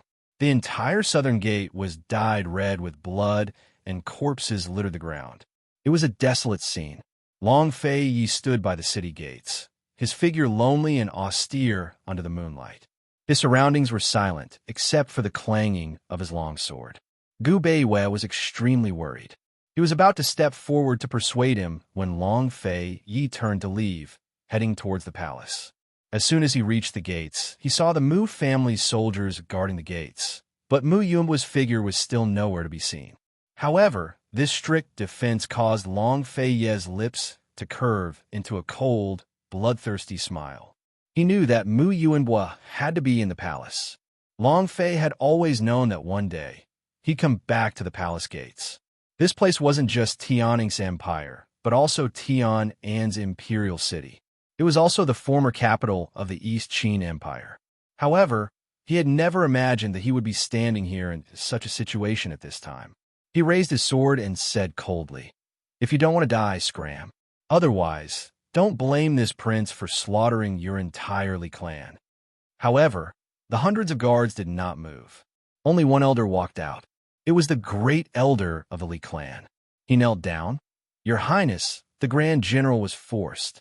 Bai Yanqing had kidnapped the young general, and the Grand General had no choice but to obey Bai Yanqing. Your Highness, those commoners weren't killed by the general. They were killed by Bai Yanqing's men." Mu Yuanbu saw with his own eyes that Bai Yanqing had kidnapped Han Yunxi and Ning Jing. He went forward to ask for them, but was completely ignored by Bai Yanqing. Only then did he realize that Bai Yanqing wasn't making a deal with him, but was only using him. Now that Han Yunxi had fallen into Bai Yanqing's hands, the world was set in stone. The Li clan's reputation had been ruined, and he had no more value. He couldn't catch up to Bai Yanqing, but was told that the Mu family's array had been broken. He immediately turned back to take Lui Wei away. He thought that Bai Yanqing would at least trap Long Fei's group for a few days. He never expected Bai Yanqing to be so decisive and leave no way out for the Li clan. Once Long Fei's group left the array, would they spare the Li clan and the Mu clan? Mu Yuanbu had no choice but to tell the truth to the clan elders. They cursed him for his stupidity, but could only help clean up the mess. Mu Yuanbu wanted to escape with the Li clan's military book. He still had a glimmer of hope that he could use the book to save Qingwu's life. However, First Elder stopped him and asked him to surrender to Long Fei and discuss the rescue with Long Fei. Therefore, First Elder ordered all the Li clan members to guard the palace gate, not to stop Long Fei, but to beg Long Fei. Beg for forgiveness, beg for help. When First Elder knelt, hundreds of people all knelt and said in unison, "The general was forced. Please have mercy, your highness. Please uphold justice for the Li clan and save the young general." It had to be said that even Gu Beiwei couldn't bear to listen to this, let alone Long Fei. On what basis? Why forgive? Why save? Why were there always such ridiculous things in this world? Ridiculous people? Could a sentence of "I had no choice" or "I was forced" be enough to redeem all sins? In this world, who didn't have a choice? Who didn't have a choice? No choice? No choice. Long Fei laughed out loud. Ever since he was young, he'd heard this phrase too many times.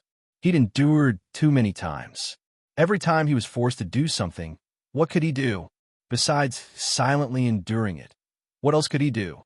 He rejoiced that he'd been forced to hide his identity and Han Yunxi's identity. Han Yunxi hadn't resented him and hadn't left him. Other than that, no one knew how much he'd been forced to do. How much helplessness and forbearance had he endured and persevered year after year? His mother had placed him in Grand Concubine Yi's palace when he was still a baby in swaddling clothes. How much had he endured and sacrificed from then until the fall of power in Tianning 20 years later?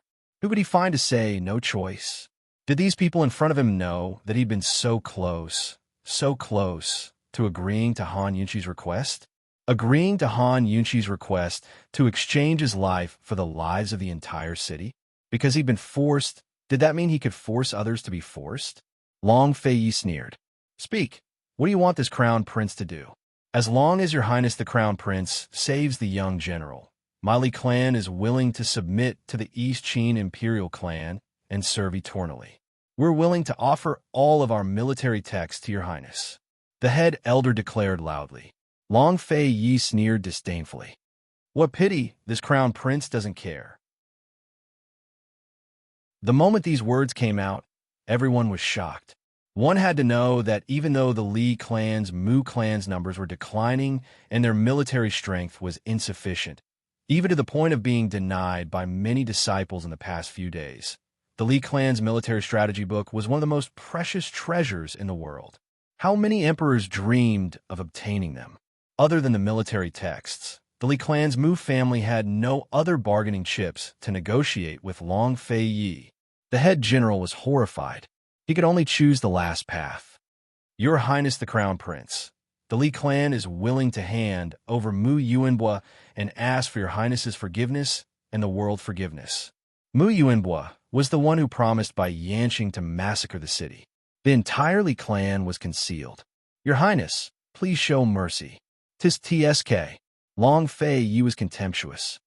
It turns out that your Li clan's Council of Elders has such great authority? The implication of these words was that the Li clan's elders could restrain Mu Yuanbua and hand him over. Why did they do it earlier? What did the Council of Elders do when Mu Yuanbua was going to massacre the city? The head elder was actually resisting. Hearing Long Fei Yi's question, his back was already covered in cold sweat. He also regretted not stopping the patriarch earlier. He did hope that the patriarch could save the young lord. As long as the young lord came back, the Council of Elders would definitely push the patriarch out to bear all the sins of the Li clan. However, he never thought that the situation would develop this quickly and become like this. At his wits' end, the head elder could only bring up the past. He said, Your Highness, the head general knows his wrongs.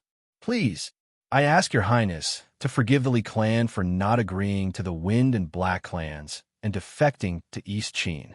As long as your Highness can save the head general, the entire Li clan is willing to accept any punishment.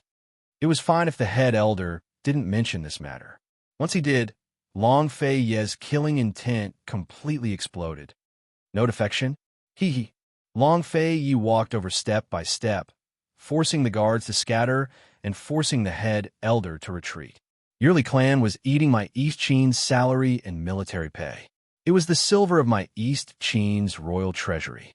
It was the grain that my East Qin's citizens gave to feed your entire clan, your entire army. When East Qin was in trouble, your Li clan fled with your army. Do you expect this crown prince to be deeply grateful if you didn't change sides? Long Fei Yi swept his cold gaze over the Li clan members before he raged. This crown prince is telling you now. Your Li clan is the main culprit behind East Qin's demise. Your traitors are deserters. You've let down East Qin and the people who raised you. If the Li clan had 100,000 soldiers in the past, they wouldn't have been destroyed if they had protected East Qin. After East Qin was destroyed, the 7 noble families suffered heavy losses and went into seclusion. Cloud Realm Continent didn't enter a period of peace after the Great Qin's civil war ended. Instead, it welcomed an even larger scale of war, with countless battles in the east, west, north, south, and central. The common people couldn't even find a peaceful place to flee. That was Cloud Realm Continent's darkest and bloodiest period. After countless battles, the 4 nations gradually formed a balance of power. In Long Fei Yi's eyes, the Li clan's neutrality was the most hypocritical and irresponsible form of evasion. Compared to the traitorous Black clan, Long Fei Yi hated the Li clan even more. Today, in the midst of his rage, these people dared to take credit for what happened in the past. They even wanted to negotiate terms with him to save Mu Qingwu. How laughable was that? Utterly shameful. Long Fei Yi's words made everyone's souls tremble. Everyone had always thought that the Li clan was a neutral faction that didn't participate in wars. They also thought that their actions were the wisest choice. They'd never considered the words betrayal and desertion. Nor did they expect the East Qin crown prince to criticize them like this. You have no right to negotiate terms with this crown prince. Either you continue to be deserters, or you scram. Either that or die. Long Fei gave an ultimatum. The hundreds of clan members actually began to scatter in all directions. In the end, only a few old men and a few middle-aged men from the Council of Elders remained. Long Fei didn't make a move himself. He didn't want to dirty his sword, nor did he want to waste time with such foolishly loyal people. Gu Beiwei, he said, I'll leave this to you. So speaking, he gripped his sword and strode forward, scaring the elders out of the way. With a single slash, he split open the vermilion gates of the palace and killed his way in. Aside from a few ordinary guards, there was no one else inside. Long Fei grabbed a eunuch and was about to ask which palace Mu Luiyue was in. At this moment, Gu suddenly appeared from the side and pushed a woman forward. This was none other than the Tian An's empress, Mu Luiyue. Mu Luiyue fell to the ground and looked up to see Long Fei's celestial face. At this moment, she was completely stunned. She thought that she was dreaming.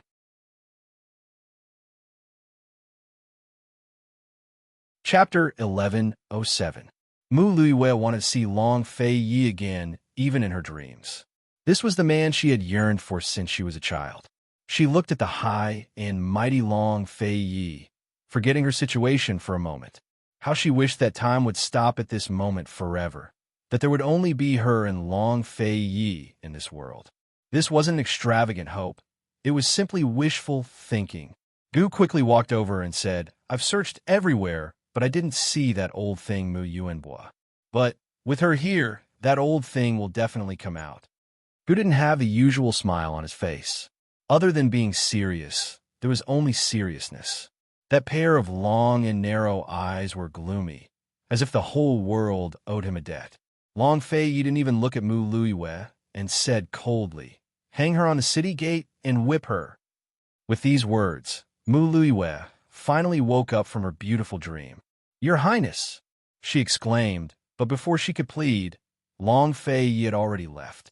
It wasn't that Long Fei didn't have tender feelings for the fairer sex, but that in his eyes, Mu Luiyue wasn't even as good as a smelly stone. His fragrance and his jade was only Han Yunqi.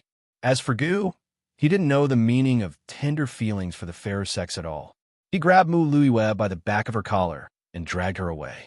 When Long Fei arrived at the palace gate, he saw that it was empty. Only Gu Beiwei was standing there. Where are they? Long Fei asked. The Li clan elders and the group of people left behind didn't just provoke him. They provoked the whole world. How could they let them go so easily? They've all been escorted to the side. Your Highness, we have to use the Li clan to give the world an explanation. Gu Beiwei said seriously. In fact, based on his understanding of Bai Yanqing, since Bai Yanqing dared to remove the formation and let them out, it meant that Bai Yanqing was not afraid of them and had already escaped far away. He had to do everything he could while His Highness still had hope in his heart and before he completely lost his mind. How could Gu Beiwei not be anxious? Not angry? Not panicking?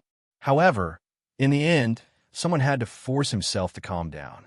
If he didn't calm down at this time, if Long Fei's killing intent was aroused and he did something out of line, it would be exactly what Bai Yanqing wanted. Long Fei slaughtered all the guards at the west gate. In less than an hour, the guards at the other 3 gates, as well as the soldiers stationed inside and outside the imperial city, all fled.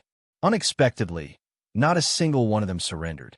One had to know that these guards and soldiers were not from the Li clan, but were recruited soldiers. Many of them were recruited from Long Tianma's hands. Why did they choose to flee instead of surrendering? There was only one reason. The matter of Long Fei slaughtering the guards at the west gate made them afraid. They were afraid that even if they surrendered, they would still be killed. This was not a good sign. If the matter of Long Fei slaughtering the guards at the west gate was used by someone with ulterior motives and wantonly publicized, then the people's hearts that had been created with great difficulty would collapse. Only the hearts of the people could end the rebellions and wars in the shortest time possible. Only then could the losses and damage caused by the war be minimized.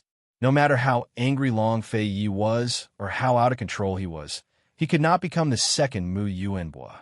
He could not indiscriminately kill the innocent and slaughter human lives.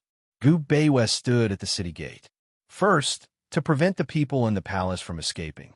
Second, to give himself time to convince himself to calm down. Only when he calmed down could he convince Long Fei Yi to calm down. The people of the Li clan deserved to die, but they could not be killed now. They had to hand over the Li clan to the people of the imperial city and let the people vent their anger. When the people had vented their anger, they would naturally submit to Long Fei Yi. Once the people in the imperial city submitted, it would be an excellent opening. In other parts of the Tianan country, whether it was the people or the officials, would all surrender. Subduing the enemy without fighting was the supreme art of war. Looking at Long Fei Yi's monstrous anger, Gu Beiwei was prepared to be angry. But who knew that Long Fei Yi did not ask him why he did not kill the people of the Li clan? Long Fei Yi said, "Very good. Very good." What did this mean? Gu Beiwei could not figure out what he meant. Just as he was about to ask, a person suddenly fell from the palace gate. Gu Beiwei looked up and saw Mu Luiwei tied up by thorny vines. She fell from the top of the gate and hung in midair. Gu flew down from the palace gate with a long whip in his hand. He sneered, "What do you want to hit first? Her face?" As soon as he said this, Mu Luiwei immediately screamed, "Ah! Ah! Ah!" This sound was as sharp as the sound of a sharp weapon piercing through proportion. He hadn't even hit her yet, and she was already scared to this extent.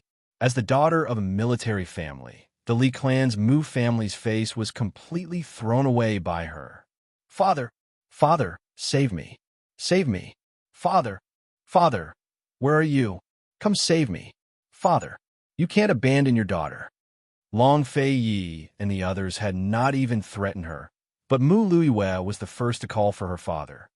"Your Highness, I beg you to spare me. What my father did has nothing to do with me. I don't know anything about it. I can't make the decision either." Your Highness, since young, Luiwei has admired. At this point, Long Fei Yi lost his last bit of patience. He said coldly, "Gu, what are you still standing there for?"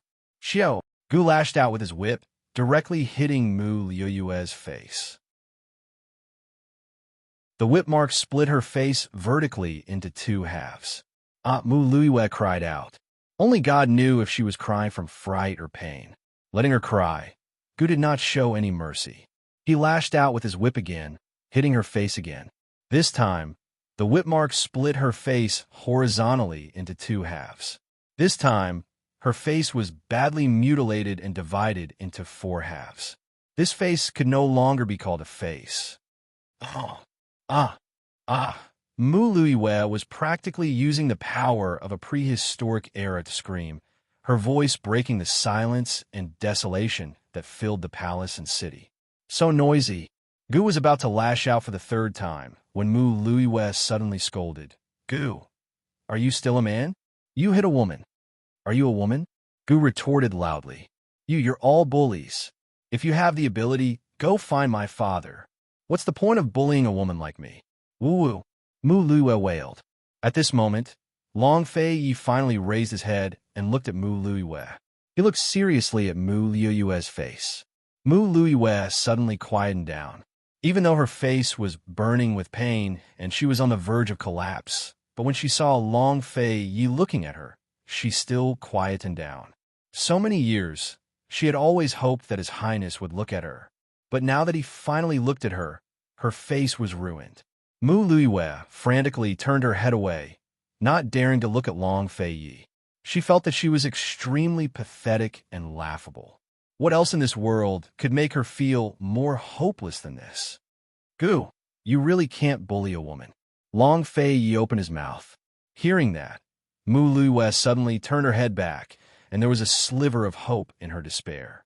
She thought, it must be her words that made His Highness change his mind. She knew that His Highness still had a little bit of pity for her. "Put her down," Long Fei Yi said again. This time, Mu Luiwei not only saw hope, but also saw spring. She was so happy that she forgot the pain on her face and was about to speak to Long Fei Yi.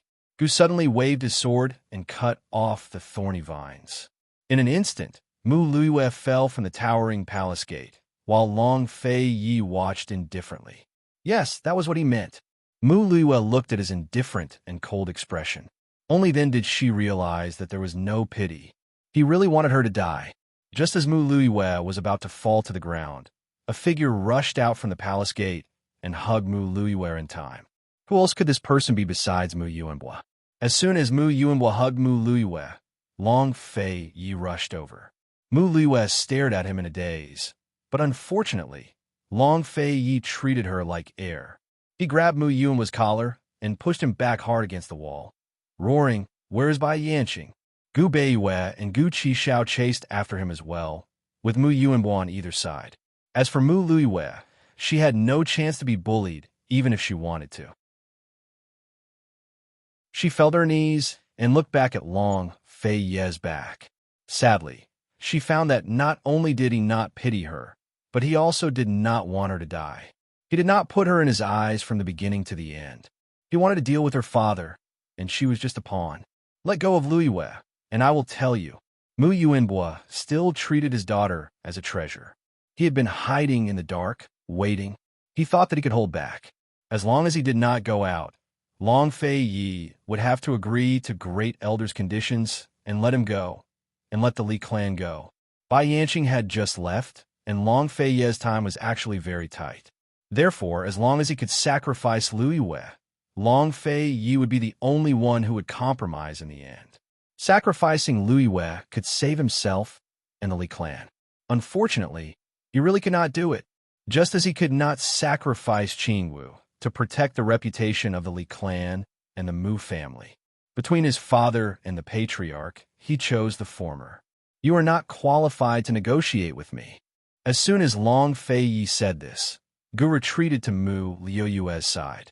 Gu did not make a move, but Mu Yuanbua knew what he wanted to do. Long Fei Yi. Mu Yuanbua was angry. You hurt a woman like this, and you are still not satisfied? If you are a man, you could just come an old man. Long Fei Yi was particularly calm. Mu Yuanbua, Tian, and how many women are there in the imperial city?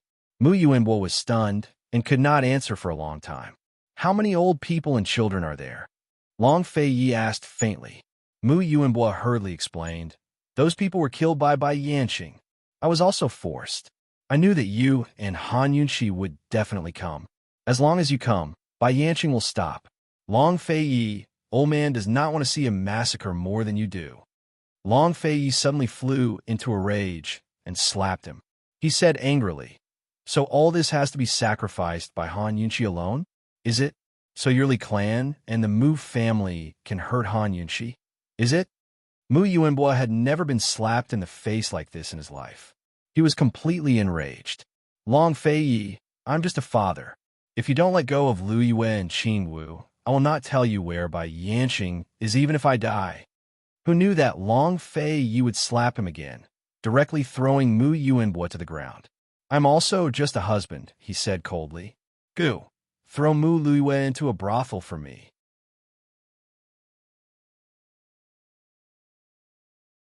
Chapter 1108. Hearing Long Fei Yi's words, Mu Luiyue was so scared that all the hair on her body stood on end. She got up and wanted to escape, but the shadow guard immediately came to stop her. She had nowhere to run. She looked at Mu Yuanbua and said angrily, Father, you can't treat me like this. You can't abandon me for brother. Father, I hate you. Although Mu Yuanbua was frightened, he still persisted. He knew that as long as he didn't say anything, Long Fei Yi wouldn't really do anything to Luiyue. He could slowly waste time with Long Fei Yi, but Long Fei Yi didn't have much time. He still had a chance of winning. He wasn't willing to give up his last effort.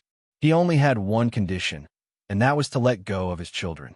Of course, the women here included Qingwu and Luiyue. In fact, he had done a lot of wrong things in his life and had let down everyone in the Li clan. Everything he did was to protect these two children. However, his most beloved daughter actually accused him and slandered him like this today. Luiyue, I didn't give up on your brother, and I didn't give up on you. Mu Yuanbua explained. If he had given up on her, would he have rushed to the palace and shown up to be slapped twice by Long Fei Yi? Then tell them that you don't want brother anymore. Tell them to let me go. As long as they let me go, I'll tell them where Bai Yanqing is. Mu Luiwei said anxiously. As soon as she said this, Long Fei Ye's lips curled into a sneer. Gu was even more disdainful. Gu Beiwa looked at Mu Yuanbo with sympathy. Mu Yuanbo was stunned.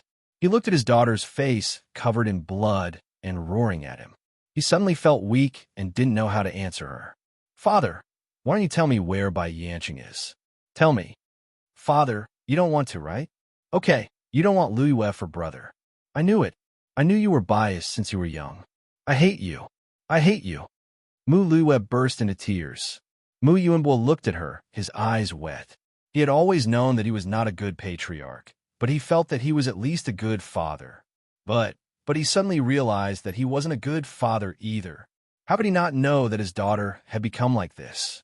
He had always thought that his daughter was spoiled and ignorant. He had never thought that his daughter would be so cowardly and selfish to this extent. He actually wanted him to give up on Qingwu. That was her biological brother. Besides, had she ever thought of him? Would Long Fei spare him as a father? Biased. I might as well kill myself. Maybe I can still see my mother. Mu Luiwei was still crying. No matter how much she cried, the shadow guard did not stop. 2 shadow guards carried her away. In the end, Mu Yuanbo compromised. He didn't know why he compromised. He was so desperate that he couldn't think properly. Bai Yanqing is in the Xingwang Temple on the outskirts of the western part of the city. His people are all there. He asked me to meet there twice. I don't know anything else. Mu Yuanbo sat dispiritedly, as if he could never stand up. Long Fei Yi handed the father and daughter over to the shadow guard to deal with. Without any delay, he turned and left. Gu Beiwa paused for a while. He whispered to the shadow guard, "Don't lock them up for the time being. Keep a close eye on them and wait for orders. Also, hide the news.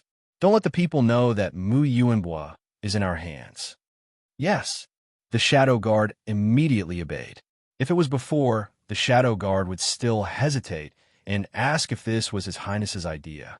But now, even if he knew that it was Gu Beiwa's idea, the shadow guard still obeyed. At this time, a shadow guard came forward and said seriously, "Young Master Gu, you should hurry over. If there is an ambush in the Xingwang Temple, it will be bad." Gu Beiwa nodded and didn't say anything. In fact, he didn't have much hope. Since Bai Yanqing let them out, he had full confidence that they wouldn't be able to find them. Long Fei Yi and Gu couldn't understand such a simple logic, but they still looked everywhere like crazy. They still had a little bit of rationality, but that little bit of rationality could no longer support them to think properly. Gu Beiwa couldn't bear to break their last hope. It was said that the calmest person was the most cold-blooded person. In fact, the calmest person was the most pitiful person. It wasn't that they couldn't feel pain, but even if they felt it, they had to hold on. Even if they were in despair, they had to maintain hope. Gu Beiwa quickly caught up with Long Fei Yi and the others. When they arrived at the Xingwang Temple, the sky was already bright. This Xingwang Temple was a dilapidated temple with dilapidated walls and overgrown weeds. Long Fei Yi was the first to rush in. His speed was comparable to Gu Beiwa's. He searched the entire temple inside and out at the fastest speed, but the result was disappointing. Mu Yuanbo. Gu turned around to find someone to settle the score. He thought that Mu Yuanbo had lied to them. Gu Beiwa had to stop him. It seems that Bai Yanqing has left. This place is so close to the imperial city. He wouldn't be stupid enough to hide here. As soon as he said this, Long Fei Yi suddenly looked over. He realized that his judgment was wrong. I don't care if he left or not. Didn't Mu Yuanbo have a deal with Bai Yanqing? Now that poison girl is in Bai Yanqing's hands. Bai Yanqing will definitely return Mu Qingwu to him. I'm going to wait, Gu said angrily. As soon as he said this, he was alerted and realized that he was completely wrong. If Bai Yanqing suddenly kept his promise and released Mu Qingwu, Mu Yuanbo and the Li clan elders wouldn't have to beg for their forgiveness and help us save people. Gu Qixiao viciously kicked at the dirt on the ground, but he couldn't vent his anger no matter what. Long Fei Yi, on the other hand, was terrifyingly silent. He was like an expressionless, soulless death warrior, staring at the Xing Wang temple. Gu Beiwei wasn't worried about Gu. It was better to vent than to keep it in. After all, he was most worried about Long Fei Yi. In fact, he was most worried about another thing. However, that was a secret. He couldn't say it, especially not at this time. If he said it, then he probably wouldn't be able to persuade Long Fei Yi no matter how much effort he put in. Gu suddenly took out Immerse's sword and swept it fiercely at the surrounding weeds. After a few slashes, the surrounding vegetation was razed to the ground. Gu looked back and said coldly, "Long Fei Yi, where's the perplexing butterfly illusion?" The perplexing butterfly illusion was the only way to lure out Bai Yanqing. Long Fei Yi stood motionless, as if he didn't hear Gu's words and didn't say a word. Gu Beiwei sighed helplessly. Gu suddenly slashed the ground with his sword and broke it. He was really muddle-headed. The perplexing butterfly illusion had always been in Han Yunqi's hands. Moreover, Long Fei Yi had already used the perplexing butterfly illusion to blackmail Bai Yanqing in the array, but Bai Yanqing had completely ignored them. Who knew if Bai Yanqing knew that the perplexing butterfly illusion was in Han Yunqi's hands, or if he didn't want it anymore? In any case, unless Bai Yanqing showed himself, they had no way of luring him out. They had lost all initiative in the battle. What was Bai Yanqing trying to do? The four of them had discussed this countless times on their way here from the three-way battlefield. They didn't know what Bai Yanqing was trying to do, but there was one thing they were certain of. Bai Yanqing's actions in Tianshan Kenzo were to force Long Fei Yi and Han Yunqi to fight and kill each other. If Long Fei Yi and Han Yunqi didn't complete dual cultivation in less than a year, then everything would be over. Long Fei Yi and Han Yunqi fighting wasn't just a matter between the two of them, but also a matter between Eastern and Western Qin. It was also a matter of the world. When that time came, how could the world not be in chaos? Suddenly, sword light flashed. It was Long Fei who'd unsheathed his sword. He turned around and dashed through the forest at high speed, leaving a trail of afterimages of his sword in his wake. Wherever he went, the trees were destroyed. Just how great was Long Fei Yi's hatred? Did he hate Bai Yanqing or himself? Gu Beiwei and Gu chased after Long Fei Yi, not daring to make a sound. They chased after him all the way to the city. Long Fei's sword glints and sword shadows along the way attracted countless onlookers, but Long Fei pretended not to notice. He went straight to the palace after entering the city. In the palace, Gu Beiwei made arrangements. Everything was in order. Everyone left behind by the Li clan's Mu family, including the Mu family's father and daughter, were imprisoned. As for Long Tianma, Gu Beiwei continued to keep him under house arrest. When Long Fei reached the palace, he didn't say a word or ask a single question, but rushed straight to the secret prisons. Gu Beiwei was stunned for a moment, but soon smiled helplessly. He didn't expect Long Fei Yi to know about his arrangements. Although Long Fei Yi wasn't calm, he wasn't stupid at all when it came to things other than Han Yunqi's whereabouts. His sword was pressed against the ground and dragged all the way, making a low sound on the ground. The sound was even more obvious in the quiet secret prison. Long Fei Yi, what did you want to do? He stopped in front of the prison door, where Mu Yuanbo was imprisoned, and actually split open the door. Mu Yuanbo was actually prepared to die, but in the face of such a cold Long Fei Yi, he was still afraid. There was actually a trace of regret in his heart. Even he couldn't believe it. Long Fei Yi's sword was pointed in front of Mu Yuanbo. His angular and handsome face was full of coldness. He held the sword in one hand, and the other hand was hanging by his side. He clenched his fist and exuded a dense coldness. He was like a ruthless ice demon. Coldness and murderous intent began to pervade the prison. Even Gu Beiwei and Gu, who were standing behind Long Fei Yi, were unconsciously afraid, let alone Mu Yuanbo. Mu Yuanbo found that his hands were trembling uncontrollably. Finally, Mu Yuanbo couldn't help it. "Your Highness, old man." Before he could finish his words, Long Fei Yi's sword was raised fiercely. In an instant, the sword radiance was released. The sword radiance was so bright that it shattered the iron bars on all three sides of the prison. Gu Beiwei and Gu were forced to retreat and avoid it.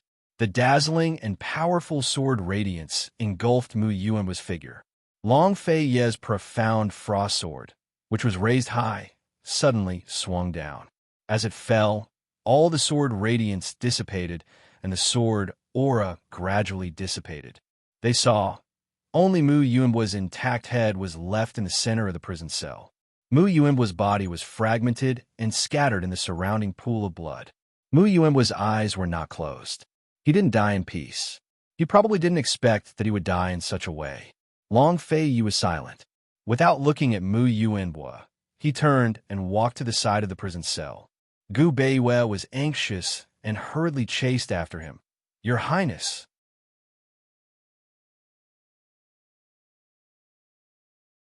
Chapter 1109. Your Highness, Bai Yanqing didn't mean to kill the princess. The princess might not be in danger. Your Highness, we still have time. The most important thing for us now is to get the Ganjiang sword. Your Highness, if you slaughter, the world will be in chaos. Bai Yanqing will succeed. Your Highness, the princess will not want to see your hands stained with blood.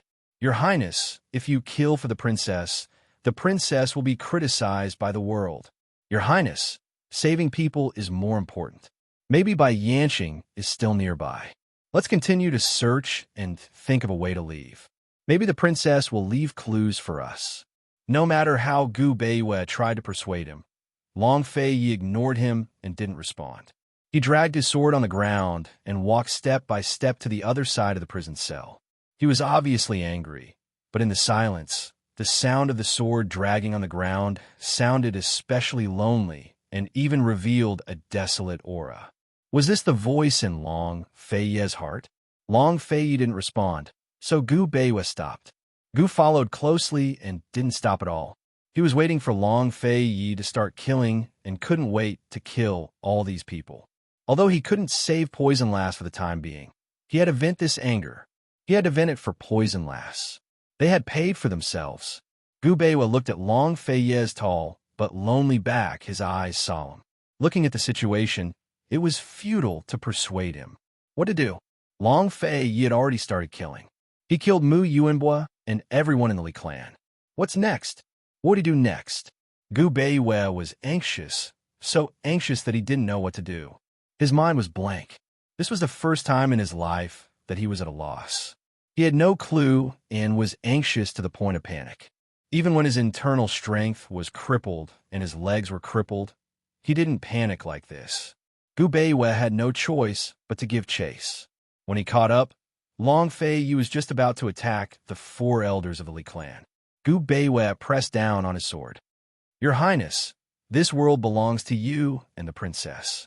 You have no right to destroy it. Long Fei Yi didn't say anything. He didn't even look at Gu Beiwei. Gu looked over. His eyes were cold, but he didn't say anything. With a wave of his hand, he sent Gu Beiwei flying. Gu Beiwei slammed into the wall beside him. Ignoring the pain, he got up and tried to stop him again. Unfortunately, as soon as he reached Long Fei Yi's side, he saw that the floor of the prison was covered in blood and flesh. Only 4 human heads were left, and their eyes were wide open. His speed was so fast that no one could stop him.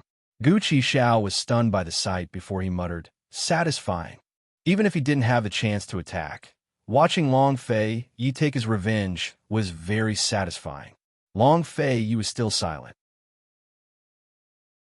He was so silent that it made people afraid that he would never speak again.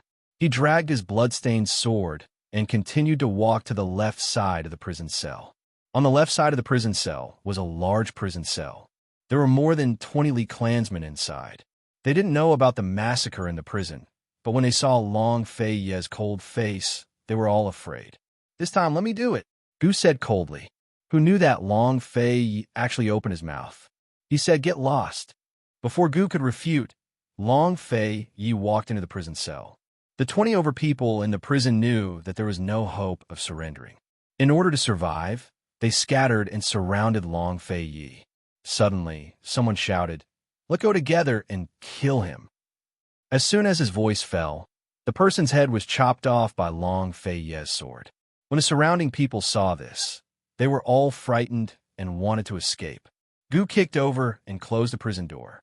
What followed after was a terrifying massacre. Gu Beiwei turned his head. It wasn't that he pitied the Li clansmen who deserved to die, but he couldn't imagine that after killing this group of people, who else would Long Fei Yi want to kill? Other than this group of Li clansmen, the majority of the people were innocent. When the prison door opened, Gu Beiwei looked over. He saw Long Fei Yi's body and face covered in blood. The profound frost sword was dyed red with blood. He walked out step by step, as if he was a devil from hell. Every step was stained with blood. Behind him was a river of blood. Had Long Fei Yi become a devil? His eyes were scarlet red. Seeing Long Fei Yi like this, walking over step by step, Gu Beiwei felt powerless. He muttered to himself, "Princess, where are you? Do you know that His Highness' hands are already stained with blood? Princess, do you know that His Highness has dyed cloud sky continent with blood?" At this moment, how he wished that the princess could come back. How he wished that the princess could stand in front of him, and also stand in front of His Highness. Unfortunately, this was an extravagant hope. Long Fei Yi walked in front of him. Even though his brows were furrowed and his eyes were pleading, Long Fei Yi didn't stop. Instead, he dragged his sword and brushed past him. Gu Beiwei closed his eyes in despair. But Long Fei Yi stopped behind him. He spoke. His tone was very light, as if he was talking about a trivial matter. He said, "Gu Beiwei, I'll leave Tian to you. Hang the heads of all the Li clansmen at the city gate. Don't forget Mu Luiwei. Hang it up as well. Tell the world that anyone who uses commoners to threaten this crown prince, even if it's a woman, this crown prince won't let them off." After he finished speaking, he strode away. Gu Beiwei was stunned. Gu was also stunned. They didn't think that Long Fei Yi would actually resist. He didn't lose control. He didn't go crazy. He didn't fall into Bai Yanqing's trap. He didn't disappoint him and Han Yunxi's many years of hard work. He didn't disappoint the world's love and expectations. He cruelly slaughtered the Li clansmen, but with an irrefutable reason. He shocked the world. Then what about his pain, his worry, his hatred, his panic? How deep did he have to hide to be able to resist Han Yunxi being kidnapped? To resist the fact that he and Han Yunxi might not be able to dual cultivate, and that their swords would clash? Gu Beiwen knew. Seventh young master. He is a true member of the imperial family, a true emperor. Gu Beiwen muttered. While he was gratified, his heart faintly ached. A truly mature man didn't depend on how much responsibility he could shoulder, but on how much pain he could hide in his heart, leaving the sorrow to himself. Long Fei Ye's figure was already far away. Gu Beiwen knelt down and respectfully kowtowed. "This subordinate will not disappoint you." Gu looked at Gu Beiwei and then looked into the distance. He quickly chased after him. However, he couldn't find Long Fei Yi anywhere. He found a city gate and asked the shadow guard. Only then did he know that Long Fei Yi had left the city on a horse alone. "Where is he going?" Gu asked. "This subordinate doesn't know," the shadow guard replied truthfully. Gu kicked the city wall fiercely and roared. "Bai Yanqing, I don't believe I can't find you. Even if I have to turn this world upside down, I will definitely drag you out." Gu also left the imperial city. He couldn't go to the ends of the earth with Poison Lass, but he had to go to the ends of the earth to find her. Gu Beiwei didn't personally kill Mu Luiwei because he didn't want to dirty his hands. He had the shadow guard kill her and cut off her head according to Long Fei Ye's instructions. He didn't know if Mu Luiwei knew about Long Fei Ye's instructions before she died. In short, her eyes never closed after her death. Gu Beiwei hung the 30 or so heads of the Li clan on Tian and's western gates for the public to see. He also told the world about Long Fei Ye's words. Tian and's citizens immediately hailed Long Fei Yi as their guardian deity. Although Long Fei Yi had yet to proclaim himself emperor, the citizens of Cloud Realm Continent all hailed him as the Cloud Realm Sage Monarch. Long Fei Yi was the first person in the history of Cloud Realm Continent to win the hearts of the world with his 20 or so heads and a single warning. Gu Beiwei personally oversaw Tian and cities and used the surrendered soldiers to subdue the rebellious cities. In the end, everything went smoothly with the help of the citizens. As for Tian An's emperor, Long Tianma, he was still under house arrest in the palace. In fact, he and Long Tianma were old friends, but the man only ordered his attendants to never make things difficult for him. He was to serve him well, but he never went to see the man. 3 months later, Gu Beiwei never left Tian An's imperial city, nor did he use his original troops to conquer the entire Tianan country. Gu Qixiao, on the other hand, had searched everywhere he could, but reality proved that his efforts were all in vain. He couldn't find any news about Bai Yanqing. Bai Yanqing seemed to have vanished from the face of the earth. During these 3 months, Long Fei Yi didn't seek out Han Yunqi. He was always on the battlefield, and all the cities that he passed by were all taken down. All of the battles in the central regions and Tianing were over. The rebel armies were either killed or surrendered. Western Zhou's General Chu's rebel army had fled, while the rest of Western Zhou's army had long left Tianing's borders. Emperor Kong Cheng kept all of his troops stationed at the border, trembling with fear every day. He was worried that Long Fei Yi would personally lead his troops to attack. However, news came from the army that Long Fei Yi hadn't personally led any of the battles. As soon as he arrived at the army, he used his horse as the vanguard to kill the enemy. One man could fight 100 or even 1,000. For 3 whole months, no one heard him speak a single word, not even a word. Tang Li came down the mountain to look for him, but he knew he was in the army. Every time he did, Long Tianma would leave. It was as if he was purposely avoiding meeting with anyone. After 3 months, Ning Cheng and Jin Zi finally conquered the southern regions of Northern Li. They were now in a standoff with the Northern Dynasty's emperors. Although Jin Zi had used the Tiger troops to recruit a few batches of Black Clan soldiers, their numbers were still limited. It was a miracle that they could conquer the southern regions of Northern Li before winter set in. Most importantly, Ning Cheng hadn't lost a single battle. How could Ning Cheng focus on the war? Every 10 days, she would send a letter to Gu Beiwei, asking about the princess' whereabouts and Long Fei Ye's plans to rescue her.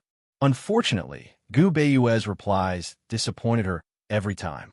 For 3 months, Han Yunqi was tied up in a dark room. She couldn't see the other hostages. Bai Yanqing was very vigilant against her.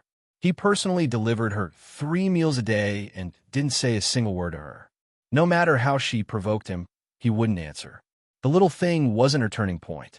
She had mastered the perplexing butterfly illusion, the poison of the 5 elements, beauty's blood, corpse's blood, and poison Gu's blood. Han Yunqi wasn't worried about herself. She was only worried about Long Fei Yi. She didn't even care about the time of dual cultivation. She couldn't imagine how Long Fei Yi had been living these days after she was kidnapped. This morning, Bai Yanqing delivered breakfast as usual. Han Yunqi's hand was gently stroking her stomach. When she heard the noise, she quickly let go.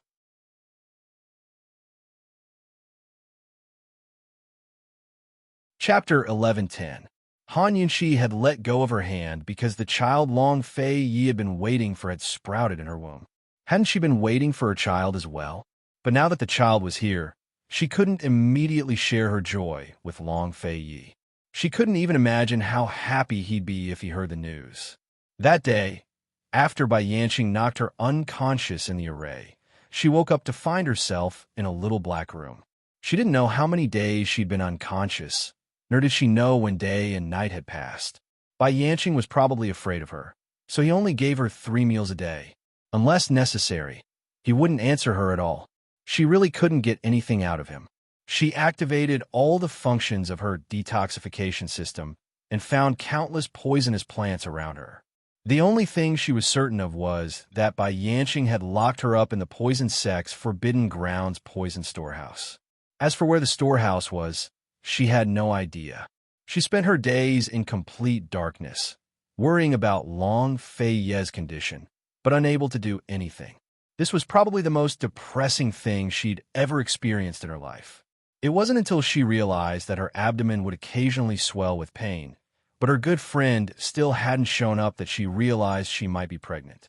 Her abdomen would occasionally hurt in the early stages of pregnancy, very similar to when her good friend showed up. Although she was a doctor, she wasn't an obstetrician, so she didn't know much about this. She'd only learned this when she chatted with Ning Jing at Three-Way Black Market, and Ning Jing had told her. The pulse in the early stages of pregnancy was very, very weak and varied from person to person. Some people's pulses could be felt in the 30th day of pregnancy, while others needed 40 or even 50 days to feel the pregnancy pulse. She didn't know how old the child was when she felt the pregnancy pulse. She also didn't know how old the child in her womb was at that time. Thinking about it, she'd be lying if she said she didn't feel guilty. If this child had been discovered earlier, everything would have been different. Given Long Fei Ye's temper, he'd definitely put her under house arrest in Jiangnan's Plum Blossom Sea. Although she didn't know the exact time, she could still feel the temperature change in the little black room. Medical City was located in the north, and the small dark room was shady and cool. Han Yunxi analyzed many factors and concluded that it should be autumn now. It should be between July and August. The last time she saw her good friend was in late March. If that was the case, the child should be around 4 months old. She had always been very thin, and her dress was loose.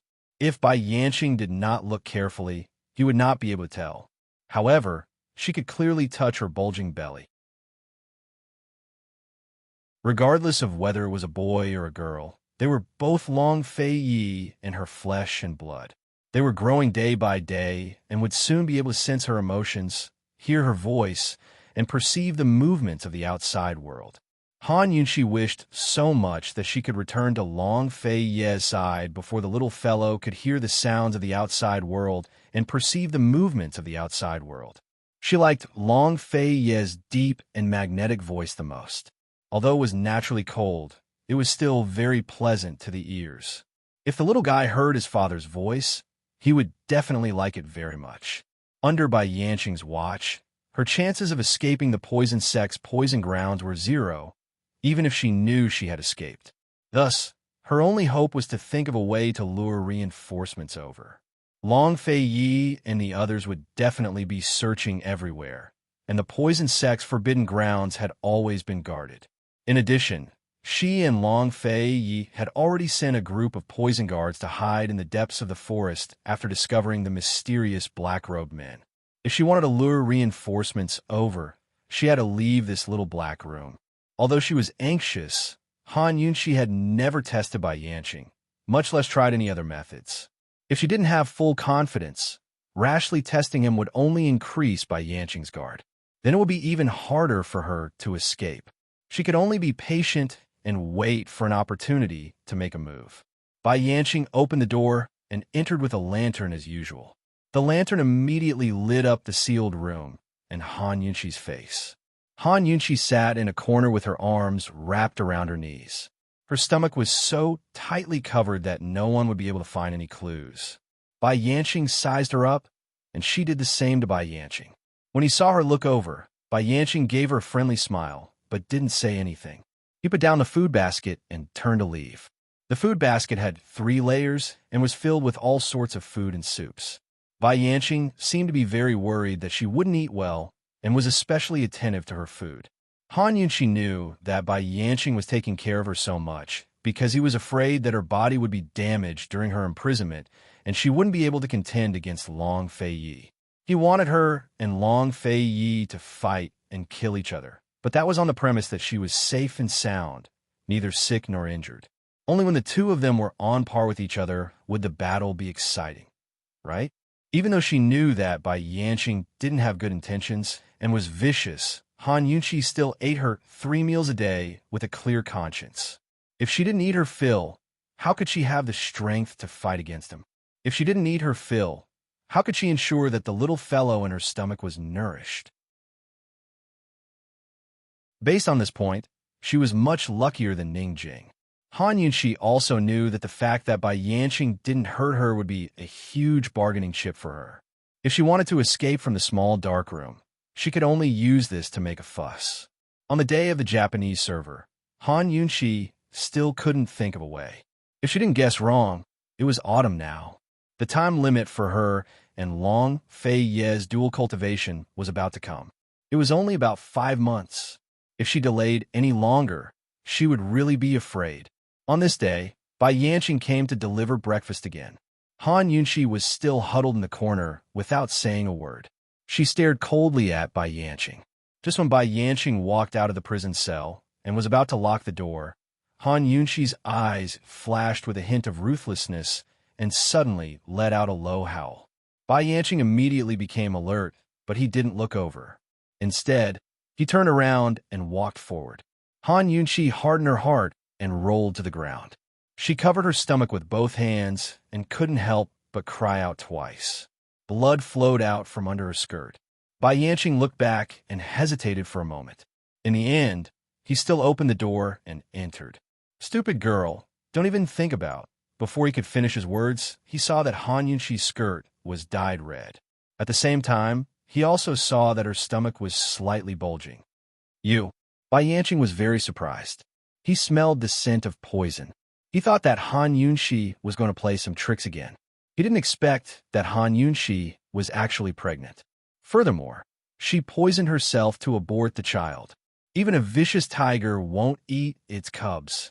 "Ha, you little girl, old man really underestimated you." Bai Yanqing sneered. Han Yunqi's face was filled with pain as she looked up. "I'd rather Long Fei Yi not know about his existence than let him kill his own flesh and blood with his own hands. I'll be the villain."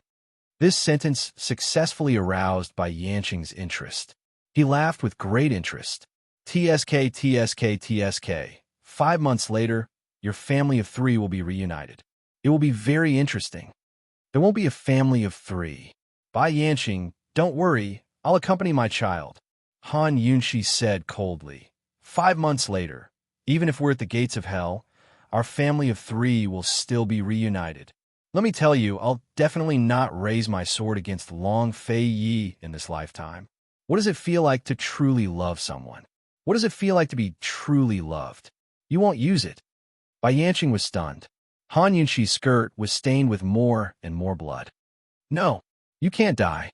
Your child can't die. Absolutely not." Bai Yanqing seemed to have gone crazy. A cold glint flashed across Han Yunqi's eyes as she said, "You definitely won't be able to detoxify my poison." These words successfully angered Bai Yanqing and also made Bai Yanqing anxious. He immediately rushed out and shouted, "Someone go to Medical City and get an obstetrician for old man. Hurry." Upon hearing this, Han Yunqi heaved a sigh of relief. She had indeed poisoned herself, but the dosage was carefully prescribed by the detoxification system. If there had been a little more, not to mention the child, even she would have lost her life. This dosage was enough to cause the symptoms of a miscarriage, but if the poison was detoxified in time, she could still be saved and recover. She had no other choice. This was the only way, and she could only take this risk. She had already made preparations. They would either live together or die together. She had thought of countless methods. She had thought of falling down and taking safflower. However, using poison was the safest and the one she could control the most. After all, she didn't leave a way out for herself, but she had to leave a way out for the child. If she regretted it, the antidote would be available at any time. Bai Yanqing took a blood sample from the ground. After pondering for a while, he quickly prepared an antidote and forced Han Yunqi to take it. However, the attendant still hadn't found the doctor. Han Yunqi curled up on the ground, shivering. She seemed to be very cold. She seemed to be still bleeding. The bloodstains on her dress were slowly spreading. Bai Yanqing stood high above and watched. He had no choice but to personally find a quilt from the stone couch to cover Han Yunqi. However, the quilt didn't help. "Why hasn't the doctor come yet?" he shouted. Hao San hurriedly walked in. "Master, it's not that easy to go to Medical City to catch someone. What if we alert the enemy?" In this subordinate's opinion, the child is gone. Bai Yanqing looked at the shivering and pale Han Yunqi. He asked, "Can you guarantee that both the child and the child won't die?" Han Yunqi had just threatened him like this. Hao San didn't understand medicine, let alone obstetrics. He didn't dare to answer. If the child was gone, the master would have less fun. However, if Han Yunqi was gone, it would be a big deal. I've already sent people to find the doctor. They will catch him as soon as possible. Hao San spoke truthfully. Cold, cold. Han Yunqi was sober. She was indeed very cold, but not as cold as she appeared. By Yanqing, it's useless. Goodbye. If you want to see Long Fei, help the two of us say goodbye to him. The blood seemed to be flowing more and more, dyeing a large area of the thatch red. Bai Yanqing and Hao San didn't go to the extent of lifting Han Yunqi's skirt. They didn't know that Han Yunqi's condition wasn't that serious. Most of the blood that flowed later came from her leg. Even if it was delayed for another 2 hours, Han Yunqi could still hold on. As far as they were concerned, Han Yunqi had the potential to bleed out a lot. Bai Yanqing's eyes narrowed into a straight line. He was angry and anxious. He was only a poison master, not even a poison doctor. He didn't have any way at all. He grabbed Hao San's collar and asked angrily, "Why hasn't the doctor come yet? Why?" Hao San was even more anxious than him. He suddenly had an idea. "Master, the doctor must be on the way. Why don't we take her to see Ning Jing and Su Xiaoyu? Ning Jing has given birth before, and Su Xiaoyu has been by Gu Beiyue's side for a long time. She knows medicine."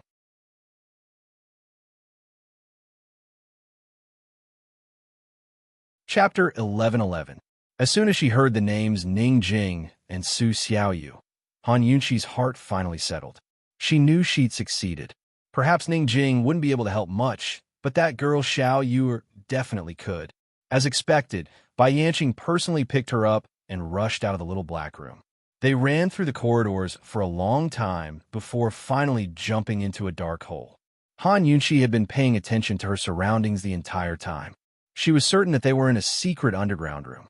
The poison sect storehouse had an enormous underground palace, but they'd already destroyed it. Could there be a secret underground palace they didn't know about? Han Yunqi had once thought that if she could get out of the little black room, she'd be able to attract poisonous creatures. Perhaps she'd cause a huge commotion in the storehouse and attract the attention of the poison guards. But now, it seemed that even if she left the little black room, things would still be very troublesome. She fell down with Bai Yanqing, but to Han Yunqi's surprise, the lower they went, the brighter the light became. This wasn't the secret underground room she'd imagined. Soon enough, they landed on the ground. Han Yunqi discovered that they were in a cave on a cliff. The light was coming from outside the cave. This place was very similar to the underground palace they'd seen before. Although it was an underground palace, it was actually hidden within the mountain. Outside the cave, they could see the cliffs of the mountain. The poison sect storehouse only had 2 large mountain ranges. One was called Clear Breeze Mountain, and the other was called Monarch's Descent Mountain. The secret underground room they destroyed was inside Monarch's Descent Mountain. Thus, it was very likely that they were inside Clear Breeze Mountain. The ravine between Clear Breeze Mountain and Monarch's Descent Mountain was a lush forest. That was where the poison sect's sacrificial altar was located. Han Yunqi stared at the dazzling light shining in from outside the cave. It was as if she saw the light of hope. As soon as Bai Yanqing arrived, the guards pushed open the stone door on the cave wall. Ning Jing and Su Xiaoyu were imprisoned in the cave. Ever since Bai Yanqing kidnapped Han Yunqi, he hadn't paid much attention to Ning Jing and Su Xiaoyu for a long time. Ning Jing and Su Xiaoyu were sitting on the stone couch and talking.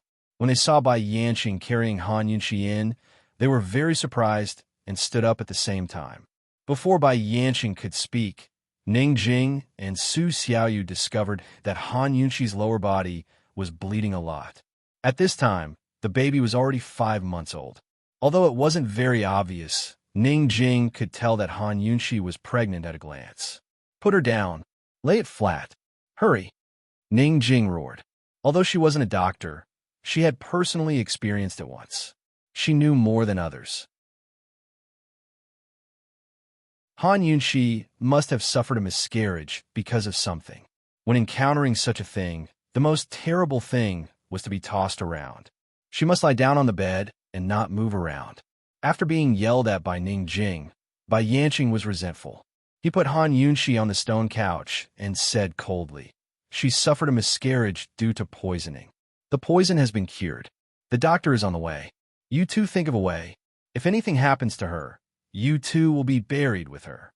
If one didn't know about this scene, they wouldn't be able to guess that Han Yunxi was kidnapped by Bai Yanqing. Ning Jing and Su Xiaoyu didn't care about what happened. Ning Jing quickly took a quilt to help Han Yunxi keep her warm. Su Xiaoyu quickly took her pulse. Han Yunxi had already closed her eyes and pretended to be unconscious. However, she knew that Bai Yanqing and Hao San were still standing at the side. Su Xiaoyu had been with Gu Beiyue for so long. Her talent was better than Bailey Mingxiang's. She did have some skills. When she took her pulse, she felt that something was wrong. Although her master's fetus was affected and she had lost a lot of blood, there were no signs of bleeding from a miscarriage. Where did the blood on her dress come from? If she really lost so much blood because of a miscarriage, the child would be in a very dangerous situation. Even the adult would be in danger. However, judging from her pulse, as long as she took the medicine in time and stayed in bed for about a month, the child would be saved. Her master's current danger wasn't caused by the miscarriage, but by this bleeding wound. If the bleeding wasn't stopped, the consequences would be unimaginable. Su Xiaoyu was a shrewd person. She glanced at her master and saw that her master's eyes were tightly shut. She more or less guessed the reason. She turned back to look at Bai Yanqing. Pen and paper, hurry up. I want to prescribe medicine to stop the bleeding. If you wait any longer, not to mention the child, even the adult will die. Hurry up. What kind of hemostatic medicine do you want? Hao Sen quickly asked. Before Bai Yanqing could reprimand him, Su Xiaoyu angrily said, "Do you think it's a knife wound? Do you think it's something that can be casually used to stop the bleeding?" Pen and paper, Bai Yanqing said coldly. Hao San hurriedly went to get it. Su Xiaoyu prescribed a bunch of medicine, including hemostatic medicine and pregnancy-stabilizing medicine. Hurry up. You have to be quick. Su Xiaoyu's nervous appearance made everyone present snort coldly. However, Bai Yanqing still looked through all the medicinal ingredients. After confirming that Su Xiaoyu's prescription didn't contain any other information, he asked Hao San to personally go and get it.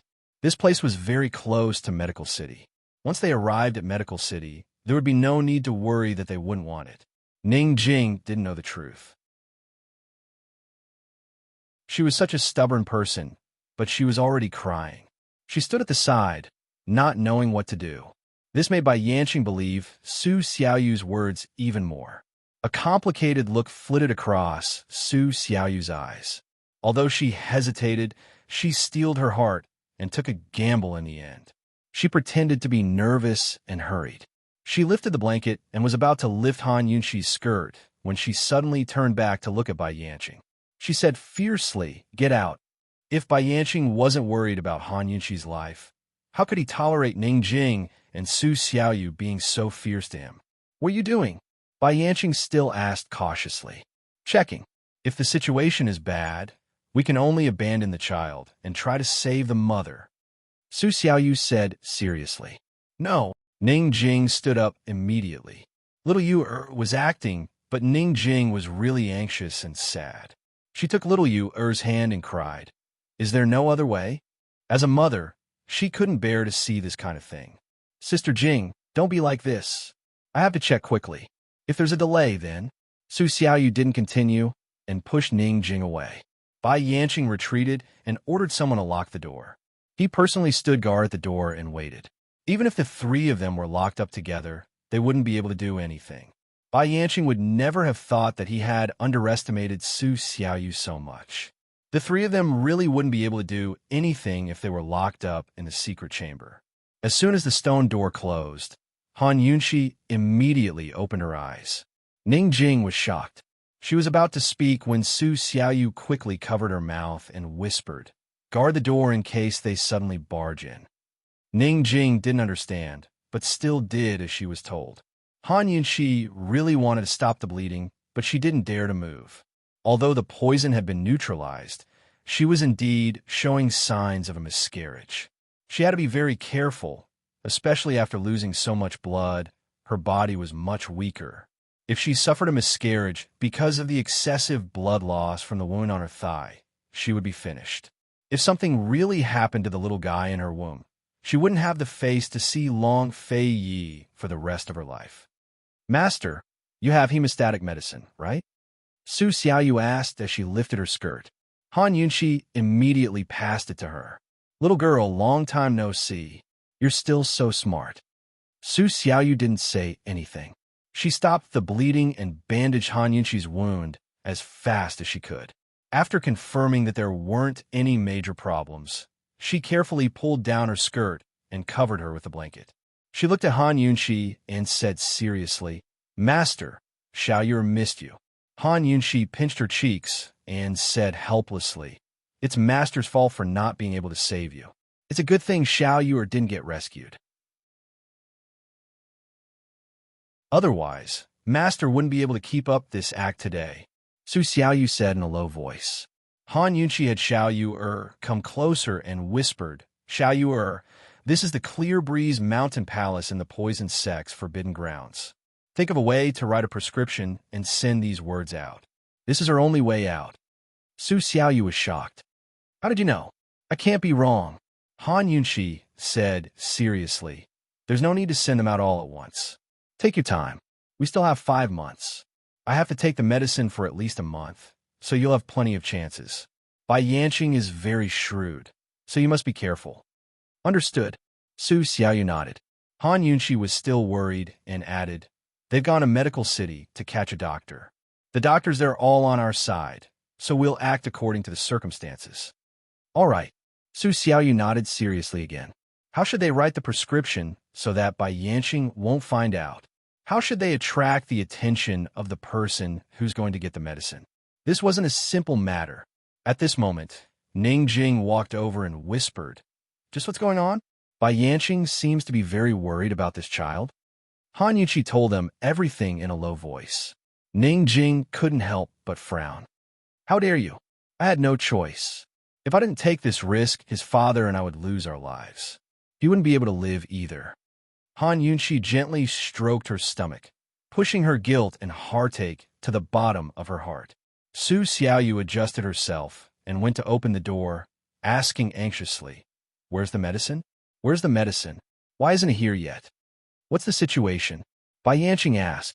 His life isn't in danger for the time being, and the child is safe. But if the medicine doesn't come soon, even Dr. Gu can't do anything about it. Little Yu was so anxious that she was about to stomp her feet. Bai Yanqing paced back and forth. At this moment, Han Yunxi pretended to suddenly wake up and immediately wanted to get off the bed. Ning Jing followed suit and quickly stopped her. Han Yunxi, are you crazy? Do you want to die? I don't want it anymore. Han Yunxi said word by word. Seeing this, Bai Yanqing grabbed Su Xiaoyu's neck with one hand and said angrily, Stupid girl, if you die, old man will bury everyone with you. Han Yunxi didn't dare to move anymore.